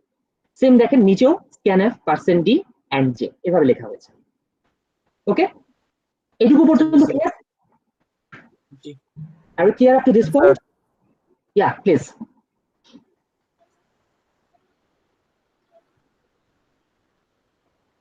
স্যার আমার একটা কোশ্চেন ছিল। Yeah, please. স্যার আমি কোনোভাবেই যে কি বলবো যে এর আগে একটা জিনিস দেখালেন, একটা /n আর /r আমাদের আগে একটা জিনিস ছিল, এটা আমরা ইন্টারমিডিয়েটে পড়ছিলাম স্যার, এটা নিয়ে একটু কনফিউজড। /n/r /n টা তো জাস্ট পরের লাইনে নিয়ে যাচ্ছে, /r দিয়ে আমরা আগে একটা করতাম। \r এর বিষয়টা আমি নিজেও এক্স্যাক্টলি জানি না, এটার একটা মিনিং, মানে এটার একটা মিনিং আছে, সেটা শুধু আমার মনে আছে, সেটা হচ্ছে ক্যারেজ রিটার্ন। \r দিলে ক্যারেজ রিটার্ন হয়, এটা আমি জানি, বাট এটা অ্যাকচুয়ালি মানে এটার একটা অ্যাকচুয়ালি কাজটা কি সেটা আমি নিজেও জানি না আসলে। বাট \r এর কি প্রয়োজন হয়?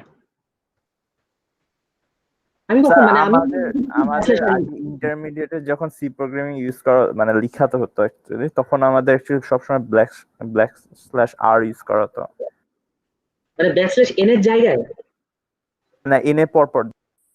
আচ্ছা, এটা কেন ইউজ করা হতো আমি জানি না। মানে আমরা কখনো, মানে আমি আবার পুরো প্রোগ্রামিং লাইফে কখনো \r ইউজ করিনি, সেটা আমি শিওর না।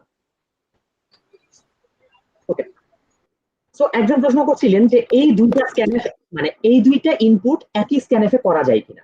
সেটাও যায়, সেটার জন্য আপনাকে যেটা করতে হবে দুইটা %d দিতে হবে, ঠিক এই প্রিন্টএফ এর মতো এখানে যেরকম দুইটা %d ইউজ করা হয়েছে সেভাবে। জাস্ট পার্থক্যটা হচ্ছে এখানে আপনি দুইটা %d এর মধ্যে কোনো গ্যাপ দিবেন না, পাশাপাশি দুইটা %d লিখে দিবেন, %d ঠিক সাথে সাথেই আবার %d। ওকে, তারপরে এখানে কমা দিয়ে and i লিখেছেন, তারপরে কমা দিয়ে and j, ব্যাস, আর এখানেই শেষ। Okay, so if you run it, just check if it's working. We are writing 8, we are writing 77, and yes, the values are coming in the output. Okay.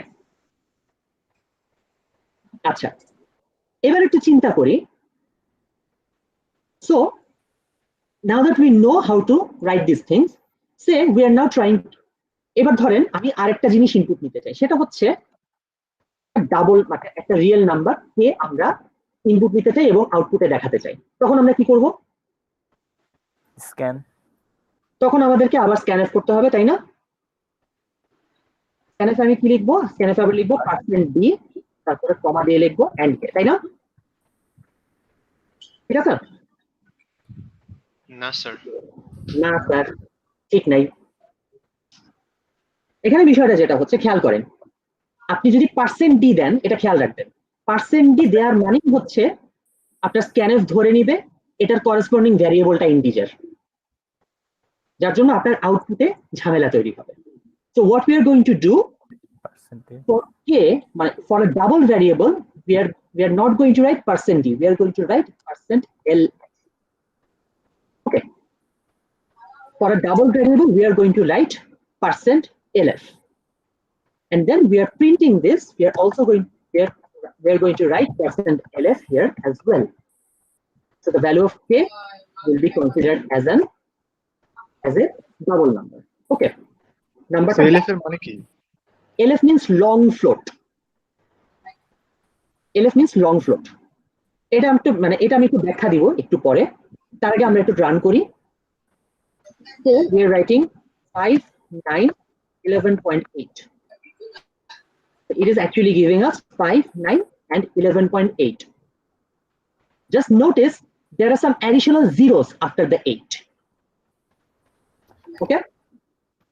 There are some additional zeros after the 8. Okay. এবার আমরা আসি এই ব্যাখ্যাটায়। So we can see that these placeholder texts, which are also called format specifiers, these format specifiers differ from variable types. These format specifiers are different for different variable types. For example, the format specifier for int is %d. The format specifier for float is %f. Format specifier for double is %lf. And the format specifier for char for character is %c. এটুকু বুঝতে পেরেছি? Yes sir. এটুকু যদি বুঝতে পারি, ওকে। So this is our format specifiers. এবার আমি বলি ফ্লোট আর ডাবলের মধ্যে পার্থক্য কি। বেসিক্যালি আপনি যখন একটা ভ্যারিয়েবল ডিক্লেয়ার করেন, তখন কি হয়? একটা ভ্যারিয়েবল কিন্তু আমরা এর আগে বলেছিলাম এটা একটা কাগজের মতো, তাই না? আপনি যখন একটা ভ্যারিয়েবলে একটা ভ্যালু লিখেন, সেটার অ্যানালজি হচ্ছে আপনি একটা কাগজের মধ্যে ওই ভ্যালুটা লিখে রাখছেন, ঠিক আছে? তো এই কাগজের অ্যানালজিটা কম্পিউটারের জন্য যেটা হয় সেটা হচ্ছে আপনি যখনই একটা ভ্যারিয়েবল তৈরি করেন, তখনই সে তার করেসপন্ডিং র্যামে একটা জায়গা তৈরি করে ফেলে, ঠিক আছে? সেটার করেসপন্ডিং ইয়ার মধ্যে মেমোরিতে বা র্যামে একটা জায়গা তৈরি করে ফেলে।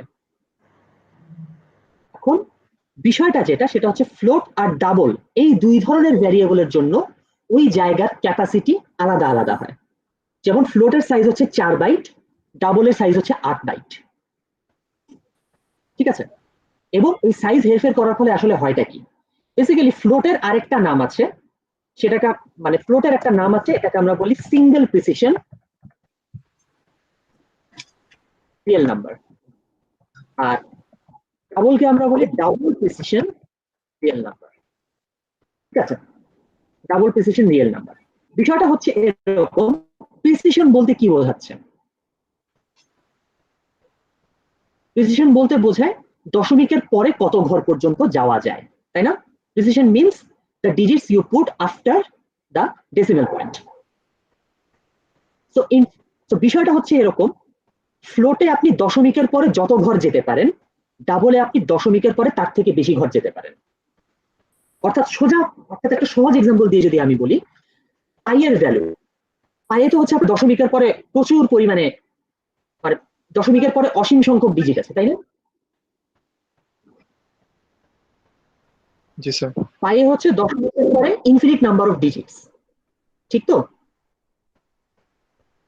Yes, sir. There are an infinite number of digits after pi, after the decimal point in pi. So আপনি যদি পাই এর ভ্যালুটাকে একটা ফ্লোট ভ্যারিয়েবলের মধ্যে রাখেন তাহলে সেটা যতটুকু অ্যাকিউরেট হবে। আপনি যদি ওকে ডাবলে রাখেন তাহলে আপনি তার থেকে বেশি অ্যাকিউরেট ভ্যালু পাবেন, ঠিক আছে? যেহেতু দশমিকের পরে ডাবল আপনাকে বেশি ঘর দিচ্ছে, সে কারণে আপনি ডাবলে যদি পায়ের ভ্যালু রাখেন তাহলে আপনি বেটার রেজাল্ট পাবেন, ঠিক আছে? আপনি বেটার অ্যাকিউরেসি পাবেন। এই হচ্ছে ফ্লোট আর ডাবলের মধ্যে পার্থক্য। তো যেহেতু ডাবলের অ্যাকিউরেসি বেটার, সেই কারণে আমরা ডাবল ইউজ করতে চাই, ঠিক আছে? তার জন্য আমরা অধিকাংশ কেসে ফ্লোটের পরিবর্তে ডাবল ইউজ করি। ওকে স্যার, এতে মেমোরি বেশি যায় না? হ্যাঁ, মেমোরি বেশি নাই। আপনার যদি মনে হয় যে আপনার আসলে মেমোরি কম নিলেও চলবে তাহলে আপনি ফ্লোট ইউজ করেন, সমস্যা নেই, ঠিক আছে? কোনোটা ইউজ করতে বাধা নাই, কিন্তু জাস্ট এটুকু খেয়াল রাখবেন যদি আপনি এখানে ফ্লোট দেন এখানে আবার %lf দিয়েন না, এখানে %f দিয়েন, ঠিক আছে? এইটুকুই জাস্ট বলা, আর কিছু বলা। তাহলে আমরা ফরম্যাট স্পেসিফায়ার গুলো বুঝলাম।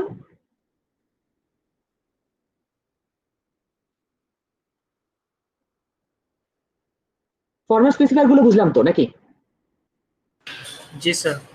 জি sir. Okay, then let's get to our next topic. আমরা পরের টপিকে তাহলে চলে যাই। এবার আমরা যেটা করব, এই যে আমরা আই আর জে এর ভ্যালু ইনপুট নিচ্ছিলাম, সে scanf %b and i and j, আমরা এবার চাচ্ছি শুধু এই ভ্যালুগুলোর মান প্রিন্ট করা না, আমরা আরেকটু অ্যাডভান্স কিছু করতে চাই। আরেকটু অ্যাডভান্স বলতে আমরা এখন আই আর জে এর ভ্যালু যোগ করে সেটা রেজাল্টটা পেতে চাই। এখন আমরা কি করব? আমাদের ইয়াতেও মনে আছে কিনা, দুইটা নাম্বার যোগ করার জন্য আমরা প্রথমে ইনপুট নেই এবং ইনপুট নেওয়ার পরের স্টেপে আমরা আরেকটা অ্যাসাইনমেন্ট দেখাই, সাম ইকুয়াল i প্লাস, তাই না? এবং তারপর আমরা প্রিন্টএফ করি, printf the sum is percent, ঠিক আছে? sum is percent, বুঝতে পেরেছি এটা? Yes, sir. না স্যার, বুঝতে পারছি। বুঝতে পেরেছি। এবার এটা জাস্ট একটু রান করে দেখি। খেয়াল করেন, সাম equal i plus J, some equal i plus J, এটা আমাকে ইউজ করতে হবে। মানে এইভাবে আমরা লিখছি বিষয়টা, তার মানে i এবং j এর ভ্যালু যোগ করে আমরা সেটা সামে বসিয়ে দিচ্ছি, ঠিক আছে? i এবং j এর ভ্যালু যোগ করে আমরা সামে বসিয়ে দিচ্ছি, এটাই হচ্ছে আমাদের কাজ। তো এখন যদি আমরা এটা রান করি তাহলে কি হবে? প্রথমেই দেখেন সাম আনডিক্লেয়ার্ড। ঝামেলাটা কোথায়? আই আর জে এর মতো সামকেও ভেরিয়েবল হিসেবে নিতে হবে। সাম ডিক্লেয়ার করতে হবে, i j সাম, সামটা আগে ডিক্লেয়ার করে নিতে হবে, তারপরে এই কাজ করতে হবে। এখন যদি আমরা রান করি ইজিলি আমরা পেয়ে যাব 88 প্লাস 22 110, ঠিক আছে? So we are getting the sum, we are getting the result.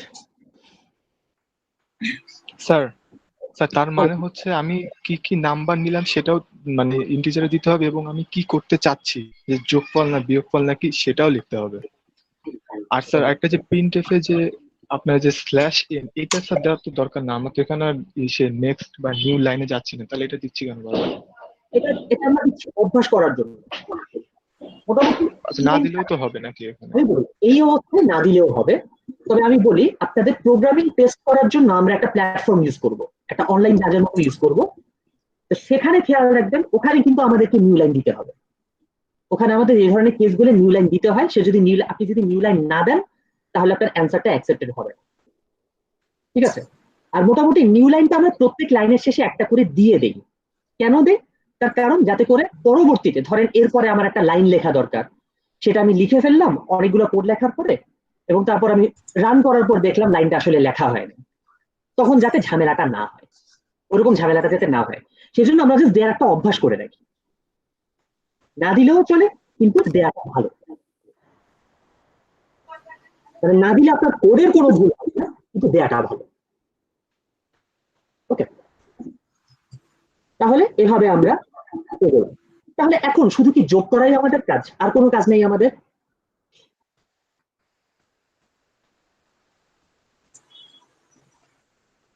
Sir বিয়োগ গুণ ভাগ সুবিধা আছে, আরো সব ধরনের অপারেশন আছে।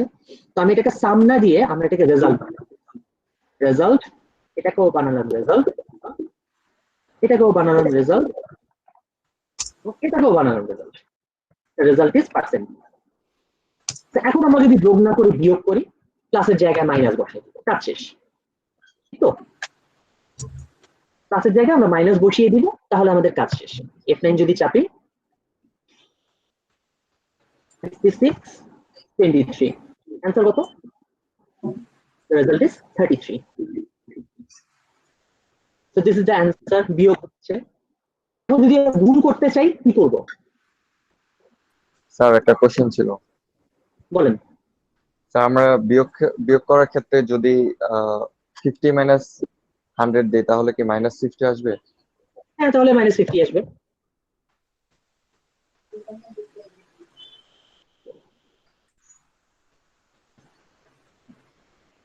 আর কিছু? ওকে, এখন যদি আমরা গুণ করতে চাই তাহলে কি করব? খেয়াল করেন, গুণ করার কোনো অপারেটর কিন্তু আমাদের কিবোর্ডে নাই, মানে গুণের যে অ্যাকচুয়াল অপারেটরটা মাল্টিপ্লাই সাইন যেটা, সেটা কিন্তু আমাদের কিবোর্ডে নাই। প্রোগ্রামিং ল্যাঙ্গুয়েজের একটা গুরুত্বপূর্ণ বৈশিষ্ট্য হচ্ছে এখানে এমন কোনো সিম্বল ইউজ করা যাবে না যেটা আমাদের কিবোর্ডে নাই। যে কোনো প্রোগ্রামিং ল্যাঙ্গুয়েজে আপনি দেখবেন এই সিম্বল, মানে কিবোর্ডের মধ্যে যা সিম্বল সেগুলোই ইউজ করা হয়। সেটার জন্য আমরা গুণ করতে গিয়ে আমরা গুণ চিহ্নের বদলে, মানে মাল্টিপল সাইন যেটা ক্রস, এই ক্রসের পরিবর্তে আমরা ইউজ করব ক্রসের কাছাকাছি কোনো একটা সাইন, which is স্টার। ঠিক আছে, স্টার মানে হচ্ছে আমরা এখানে গুণ করছি। এখন যদি F9 চাপি, যদি দেখি 23 8, অ্যান্সার ইজ 184। 23 কে 8 দিয়ে গুণ করলে 184 আসবে। এবং যদি এখন আমরা ভাগ করতে চাই, ভাগের জন্য মোটামুটি একটা ভালো সিম্বল আমাদের হাতে আছে, সেটা হচ্ছে স্ল্যাশ। ঠিক আছে, স্ল্যাশ দেখলে অ্যাটলিস্ট বোঝা যায় যে হ্যাঁ আই কে দিয়ে ভাগ করা হচ্ছে। তো এখানে আমার ভাগফলটা আসবে, তাই না? আমি যদি চেক করি আই বাই জে, আমি দিলাম 63 আর দিলাম 7, তো রেজাল্ট ইজ 9, তাই না? 7 নং 63, তো ভাগের রেজাল্টটা 9 আসলো। ঠিক আছে স্যার আমরা প্রিন্ট টাইপে যদি স্যার পার্সেন্টেজ ডি না দিয়ে স্যার যদি স্যার আমরা পার্সেন্টেজ এলএস দেই স্যার, তাহলে কি স্যার দশমিক আসবে? না, তাহলে দশমিক আসবে না। আমি একটু বলি, এখানে দশমিকের আরেকটা বিষয়, মানে দশমিকের কিছু ঘটনা আছে, আমি তার আগে একটু আপনাদেরকে দেখাই। আমি যদি 50-কে 9 দিয়ে ভাগ করি তাহলে অ্যান্সার কি হবে? 50/9 কত হবে?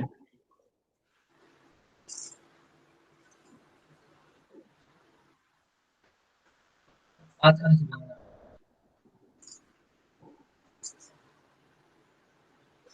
50/9 কত হবে?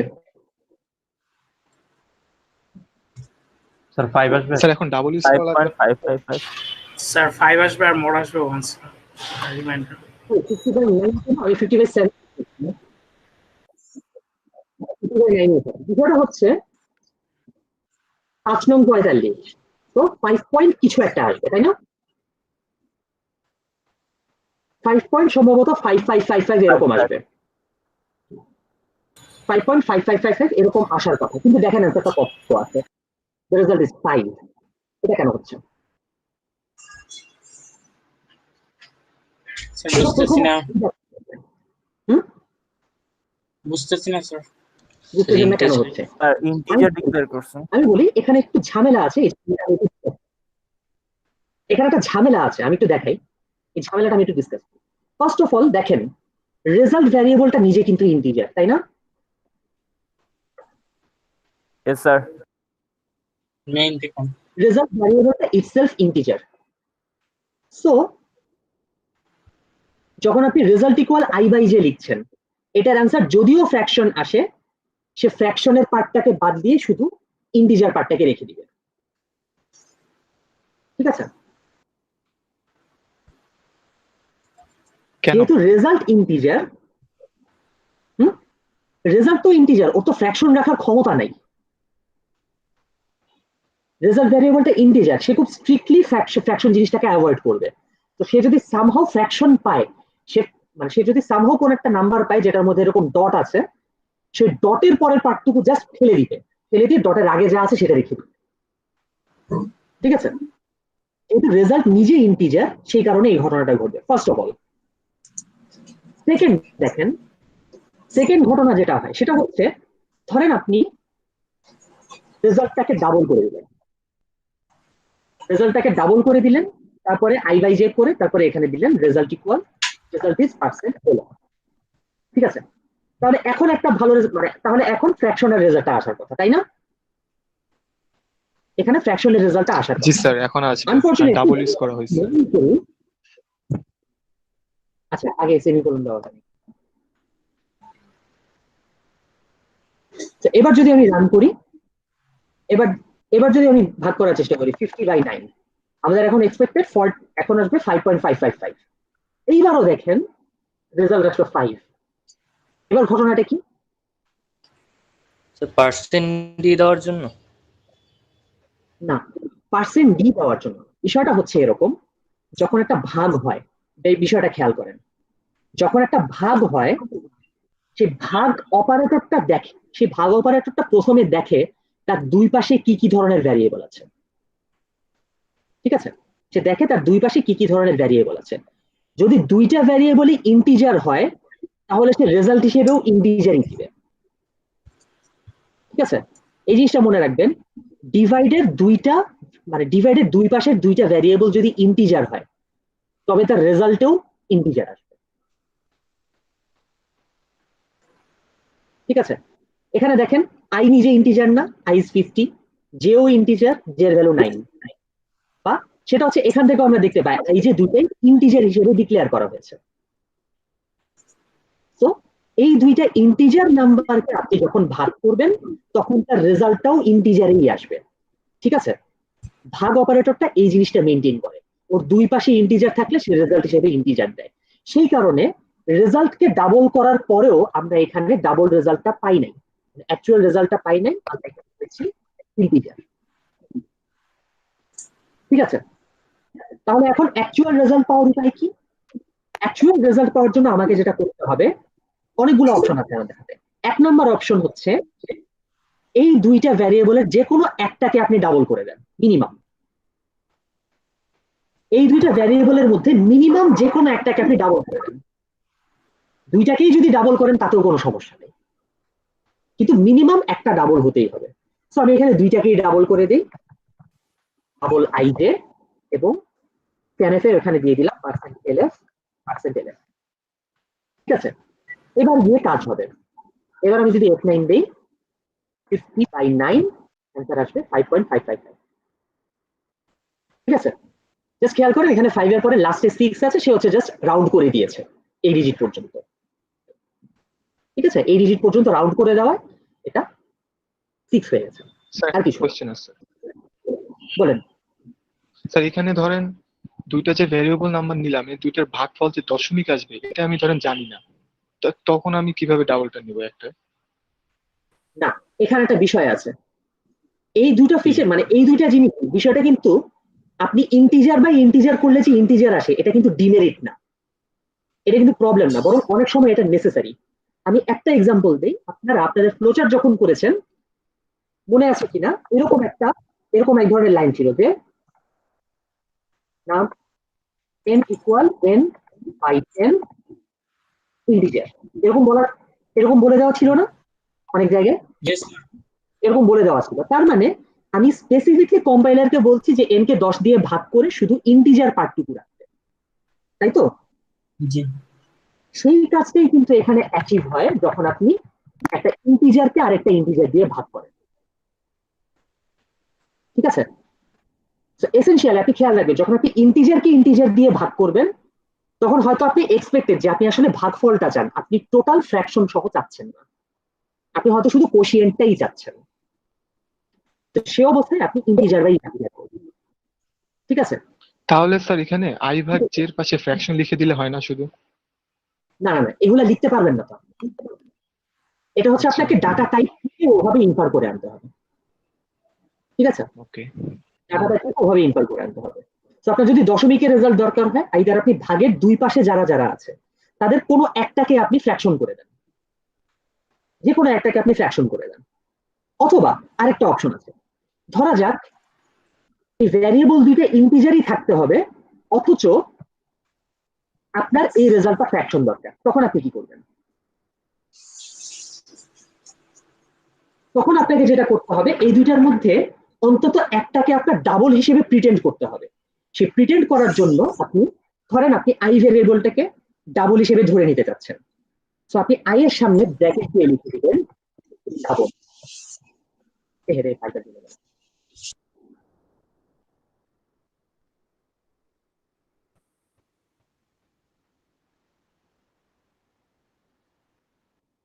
ঠিক আছে? আই এর সামনে আপনি এভাবে ব্রেকেটে ডাবল লিখে দেন, তাহলে যেটা হবে সে যখন ক্যালকুলেট করবে, আপনার প্রোগ্রাম যখন ক্যালকুলেট করবে তখন সে দেখবে আই এর সামনে ডাবল, এবং তখন say I K double number হিসেবেই কনসিডার করবে, যার কারণে ডাবল বাই ইন্টিজার রেজাল্ট কি আসবে? ডাবল বাই ইন্টিজার করলে রেজাল্টটা এখন ডাবলই আসবে। ঠিক আছে? এখন যদি F9 চাপি এবং 50 আর 9 দেই, ইয়েস, এখন আমাদের ফ্র্যাকশন সহ রেজাল্ট আসছে। এখন পুরো বিষয়টাই ডিপেন্ড করবে আপনি রেজাল্টটা আসলে কি চাচ্ছেন তার উপর। আপনি যদি ফ্র্যাকশন চান তাহলে এভাবে আপনাকে ফ্র্যাকশন নিয়ে কাজ করতে হবে, আর আপনি যদি ইন্টিজার চান সেক্ষেত্রে আপনাকে ইন্টিজার দিয়ে কাজ করতে হবে। ঠিক আছে? Let's get back to integer. Integer result এখানে ডাবল বাক, এখানে the result is %d. Okay, let's get back to integer. এবার আমরা আরেক ধরনের জিনিস দেখি। এবার আমরা কি দেখব? আমাদের চারটা অপারেটর হয়ে গেছে না? যোগ বিয়োগ গুণ ভাগ হয়ে গেছে তো? যোগ বিয়োগ গুণ ভাগ হয়ে গেছে। আর কিছু কি বাকি আছে?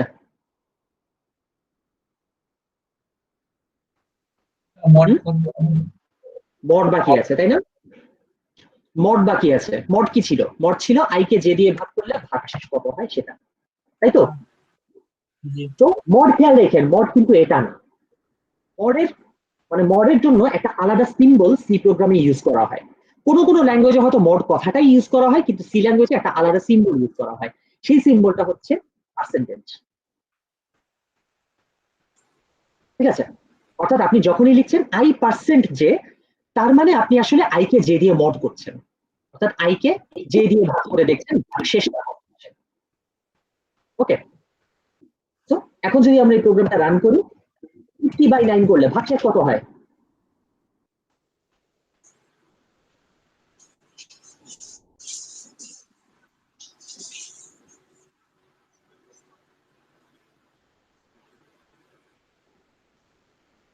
$50/9 করলে ভাগশেষ কত হয়?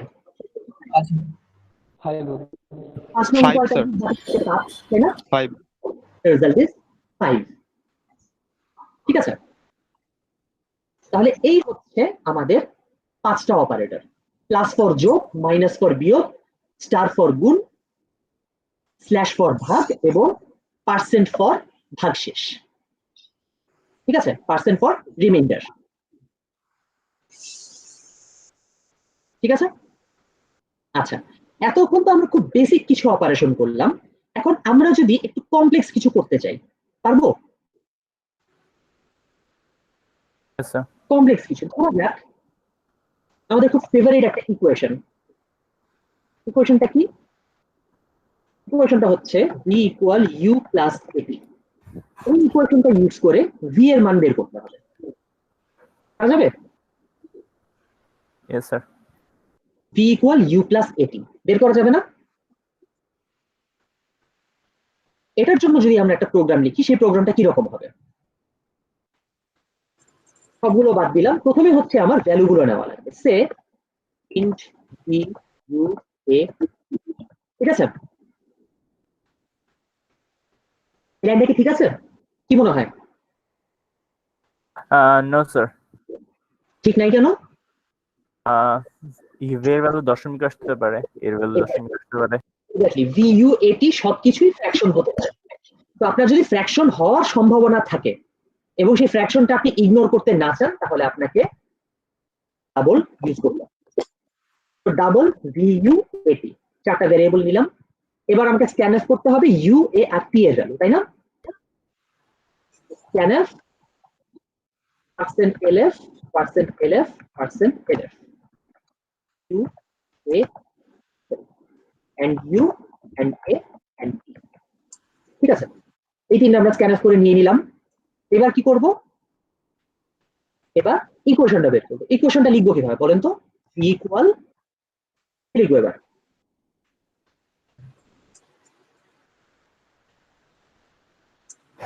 ইউ ইউ, তারপর প্লাস এ স্টার টি, এ, ওকে, তারপর আবার সেমিকোলন। এই সেমিকোলনটা কেউ কখনো ভুলে যায় না, ঠিক আছে? V equal U plus A into T. এবার আমরা প্রিন্টএফ করব। প্রিন্টএফ পি ইকুয়াল %LF, ঠিক আছে? এভাবে আমাদের প্রোগ্রামটা শেষ হলো। সে প্রথমে ভ্যালুগুলো ইনপুট নিবে, ইনপুট নেওয়ার পরে হিসাবটা করবে, হিসাব করার পরে সে আমাকে আউটপুট দিবে। ওকে, আচ্ছা, F9 চেপে যদি এটা রান করি, আমি ধরে দিলাম ইউ হচ্ছে 6, এ দিলাম হচ্ছে 3, টি দিলাম 8, তাহলে কি হবে? 3 8 24, 24 8 6 30 হবে অ্যান্সার, তাই না? So the result is 30. এখন খেয়াল করেন একটু, এই যে দশমিকের পরে এতগুলা ডিজিট আমাকে দিয়ে দিচ্ছে, ধরেন আমি এতগুলা ডিজিট চাই না, তখন আমি কি করব? ফ্লোটের অনুসারে %f না, এখানে আমি যদি %f দেই তাহলে ওই 6টা ডিজিট আসবে, কারণ ওই ডিজিটের হিসাবটা তারা বাইনারিতে করে, তো বাইনারিতে হিসাবে মানে বাইনারিতে ডিজিটের হিসাবটা একটু complex. But at the end of the day %f %LF দুইটাই আপনাকে 6 ঘর দিবে, দশমিকের পরে 6 ঘর দিবে। তো এখানে আমাদের কোনো হাত নেই। কিন্তু যে কাজটা আমরা করতে পারি, আমরা কিন্তু ওকে ফোর্স করে বলতে পারি যে দশমিকের পর আমাকে 1 ঘর দাও বা 2 ঘর দাও বা 10 ঘর দাও। এটা আমরা ওকে ফোর্স করতে পারি। কিভাবে সেটা? এই যে আমরা প্রিন্টএফ এ লিখছি না %LF, আমি % আর LF এই দুটোর মাঝখানে এই ইনস্ট্রাকশনটা দিব। আমি এখানে লিখবো, ধরেন আমি দশমিকের পর 2 ঘর চাই, আমি এখানে লিখবো %.2LF, ঠিক আছে? অর্থাৎ % আর LF এর মাঝখানে আমি একটা .2 বসিয়ে দিলাম।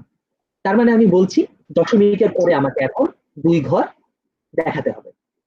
এখন যদি রান করি, আগের মতো ইনপুট দিলাম 6 3 8, তাহলে রেজাল্ট এখন দেখেন দশমিকের পর 2 ঘর দেখাচ্ছে।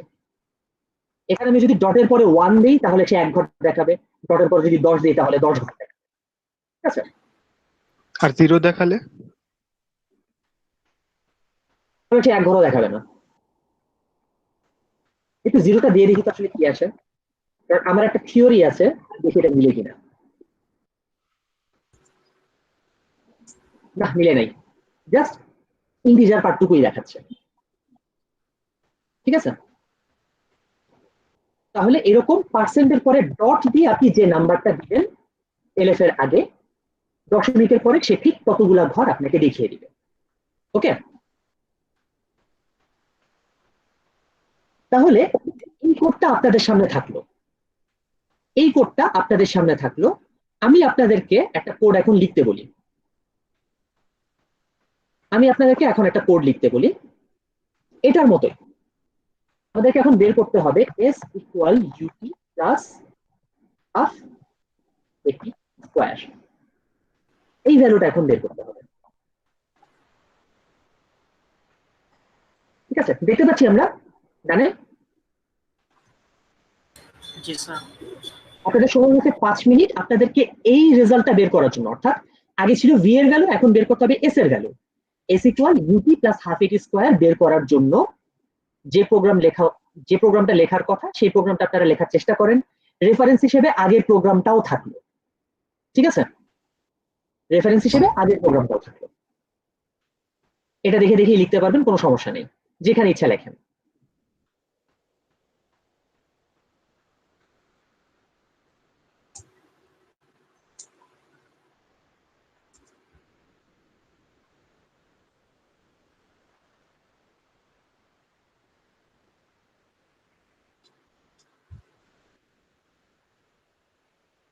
স্যার ডান।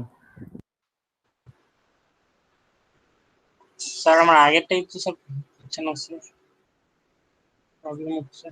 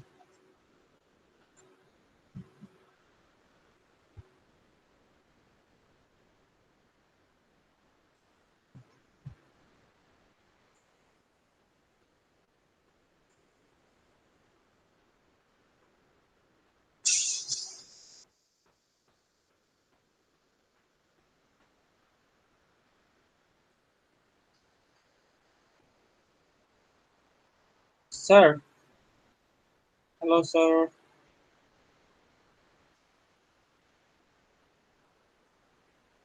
বলেন।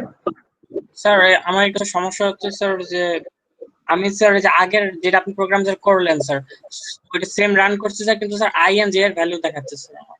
আপনি কি ইয়াতে কোড ব্লকসে? জি স্যার। আগের ভ্যালুটাই দেখাচ্ছে, আপনি মনে হয় বিল্ড এন্ড রান দেন নাই, আপনি মনে হয় শুধু প্লে বাটনটা দিয়েছেন, আপনাকে গিয়ার সহজে প্লে বাটনটা সেটা দিতে হবে, এটা একটু খেয়াল করুন। আর একদম প্রথমেই যে সবুজ রঙের প্লে বাটন ওইটা না, ওটা পাশে আরেকটা দেখেন। বুঝতে পেরেছি। হ্যাঁ স্যার, পেরেছি স্যার, থ্যাংক ইউ।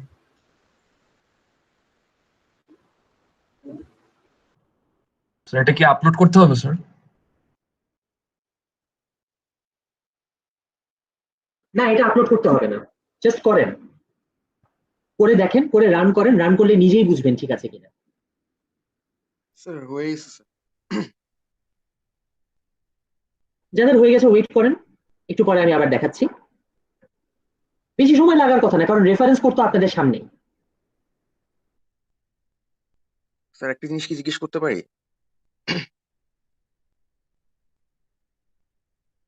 করেন জিজ্ঞেস। স্যার এই ডাবল আর ফ্লটের ভিতর অ্যাকচুয়ালি ডিফারেন্সটা কোথায়, মানে আলটিমেটলি এটা একটু ক্লিয়ার হলে। একটু আগে যেটা বলছিলাম, ফ্লোটে আপনি যতখানি অ্যাকিউরেসি পাবেন, ডাবলে আপনি তার থেকে বেশি অ্যাকিউরেসি পাবেন। তো এটা মানে আমি ফ্লটটা যদি না ইউজ করে স্যার শুধু ডাবল ইউজ করি প্রতিটাতে, তাহলে তো আমার মনে হয় আমার কোনো প্রবলেম হবে না। না, হবে না। এটাই জানার ছিল স্যার, থ্যাংক ইউ। ঠিক আছে, আমরা সলিউশনে আসি। বেসিক্যালি কিছুই না, যেহেতু s equal ut plus half এডি স্কোয়ার, তাই আমাদের এখানে v এর জায়গায় s বসবে, এই জায়গাগুলোতেও v এর জায়গায় s বসবে, এবং এখানে ক্যালকুলেশনটা পাল্টে যাবে। s ইকুয়াল, এবার বলেন এখানে কি হবে? s ইকুয়াল কি লিখবো sir u into t plus 0.5 into a into t into t, u into t plus 0.5 into a into t into t, a into t into t, তাই না? এই আমাদেরকে লিখতে হবে, ঠিক আছে, এগুলাই আমাদেরকে লিখতে হবে। এখন এখানে দুইটা জিনিস দেখার, এক নম্বর হচ্ছে এই যে টি ইন্টু টি লিখলাম, টি ইন্টু টি কেন লিখলাম? পাওয়ারের কোনো অপারেটর কি আমাদের হাতে নাই? স্কোয়ার জাতীয় কোনো কিছু কি আমাদের হাতে নাই? স্যার আপাতত জানি না স্যার। উত্তর হচ্ছে আমি বলি, পাওয়ার বের করার জন্য একটা ফাংশন আছে, কিন্তু সেই ফাংশনটা আপাতত আমাদের দেখার উদ্দেশ্য না। পাওয়ার বের করার জন্য একটা ফাংশন আছে, কিন্তু সেই ফাংশনটা আমরা রেখে দিব আলাদা কাজে। কোন কাজের জন্য রেখে দিব? সে আপনাকে খুব উদ্ভট একটা পাওয়ার বের করতে বলেছে, হয়তো আপনাকে বলেছে 2 টু দ্য পাওয়ার 1.5 বের করতে হবে, অথবা 5 টু দ্য পাওয়ার 2.5, অথবা 7 টু দ্য পাওয়ার 2.8। এই ধরনের অদ্ভুত অদ্ভুত পাওয়ার যদি আপনাকে বের করতে বলে, সেটার জন্য আমরা ওই পাওয়ার ফাংশনটা রেখে দিব। আদারওয়াইজ যদি আপনাকে স্যার সূত্রের ভিতর কি সবগুলোর ভিতরে স্পেস দিতে হবে? স্পেস দেওয়া কি স্যার অবশ্যই? পুরোটাতেই যদি স্পেস বাদ দেন তাতেও কোনো সমস্যা নেই। আচ্ছা স্যার ঠিক আছে। পুরোটাতে স্পেস বাদ দিলেও কোনো সমস্যা নেই, কিন্তু স্পেস দেওয়াটা ভালো, মানে দিলে জিনিসটাকে একটু ক্লিন মনে হয়। আচ্ছা, যেটা বলছিলাম পাওয়ার, মানে ওই রকম উদ্ভট পাওয়ার ছাড়া বাকিগুলায়, ধরেন আপনাকে স্কোয়ার করতে বলেছে, 2 বার গুণ করে দিলেই তো হয়ে যায়। আপনাকে কিউব করতে বলেছে, 3 বার গুণ করে দিলেই তো হয়ে যায়, তাই না? তো এরকম স্কোয়ার কিউব টাইপের পাওয়ার যদি আসে, তাহলে জাস্ট গুণের উপর দিয়ে চালিয়ে দেবেন, আলাদা করে লাইব্রেরি ইনক্লুড করার কোনো প্রয়োজন নেই। এটা হচ্ছে 1 নাম্বার। মনে রাখবেন যদি এখানে কি পাওয়ার 2 লেখেন, এটা কিন্তু হবে না, কারণ এই অপারেটরের সি ল্যাঙ্গুয়েজে অন্য মানে আছে। ঠিক আছে, এই জিনিসটার সি ল্যাঙ্গুয়েজে অন্যরকম একটা মানে আছে, যেটা আমি এখনই ডিসকাস করছি না। ঠিক আছে, যার জন্য এটা পাওয়ারের কাজ যেহেতু করে না, তাই পাওয়ার হিসেবে আমাদেরকে গুণের কাজটাই এক্সপ্লিসিটলি করতে হবে। এটা গেল 1 নাম্বার। 2 নাম্বার হচ্ছে, এখানে তো 0.5 লিখেছেন আপনারা, তাই না? জি স্যার। 0.5 এর বিকল্প কি কি হতে পারে? 0.5 এর বিকল্প হতে পারে এই পুরাটা ডিভাইডেড বাই 2, এটা হতে পারে, তাই না? আরেকটা বিকল্প হতে পারে 1/2, ঠিক তো? 1/2। কিন্তু 1/2 এর একটা সমস্যা আছে, আপনি যদি 1/2 না লিখে এখানে 1.0/2.0 লেখেন, তাহলে কাজ হয়ে যাবে। কিন্তু আপনি যদি এটাকে 1/2 লেখেন, তাহলে কি হবে দেখেন।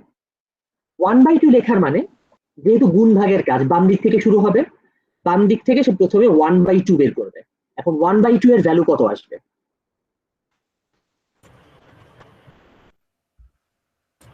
স্যার 0। 1/2 এর ভ্যালু কিন্তু 0 আসবে, ঠিক একটু আগে ডিসকাশন মতে। 1 ইন্টিজার, যখন যদি আপনি 1.0 না দেন, সে 1 নাম্বারটাকে ইন্টিজার হিসেবে ধরে নিবে, এবং একইভাবে 2 নাম্বারটাও ইন্টিজার, তাই না? সো 1/2 ইন্টিজার ডিভিশন করলে কি আসবে? এটার অ্যান্সার হওয়ার কথা হাফ। সেই 0.5 পার্টটাকে বাদ দিয়ে শুধু ইন্টিজার পার্টটাকে রেখে দিবে, যার জন্য 1/2 এর অ্যান্সার আসবে 0। এবং 0 আসার ফলে এই 0কে যদি আপনি এখন a t t দিয়ে গুণ করেন, আলটিমেটলি 0ই থাকবে। আপনি কারেক্ট অ্যান্সারটা এখান থেকে পাবেন।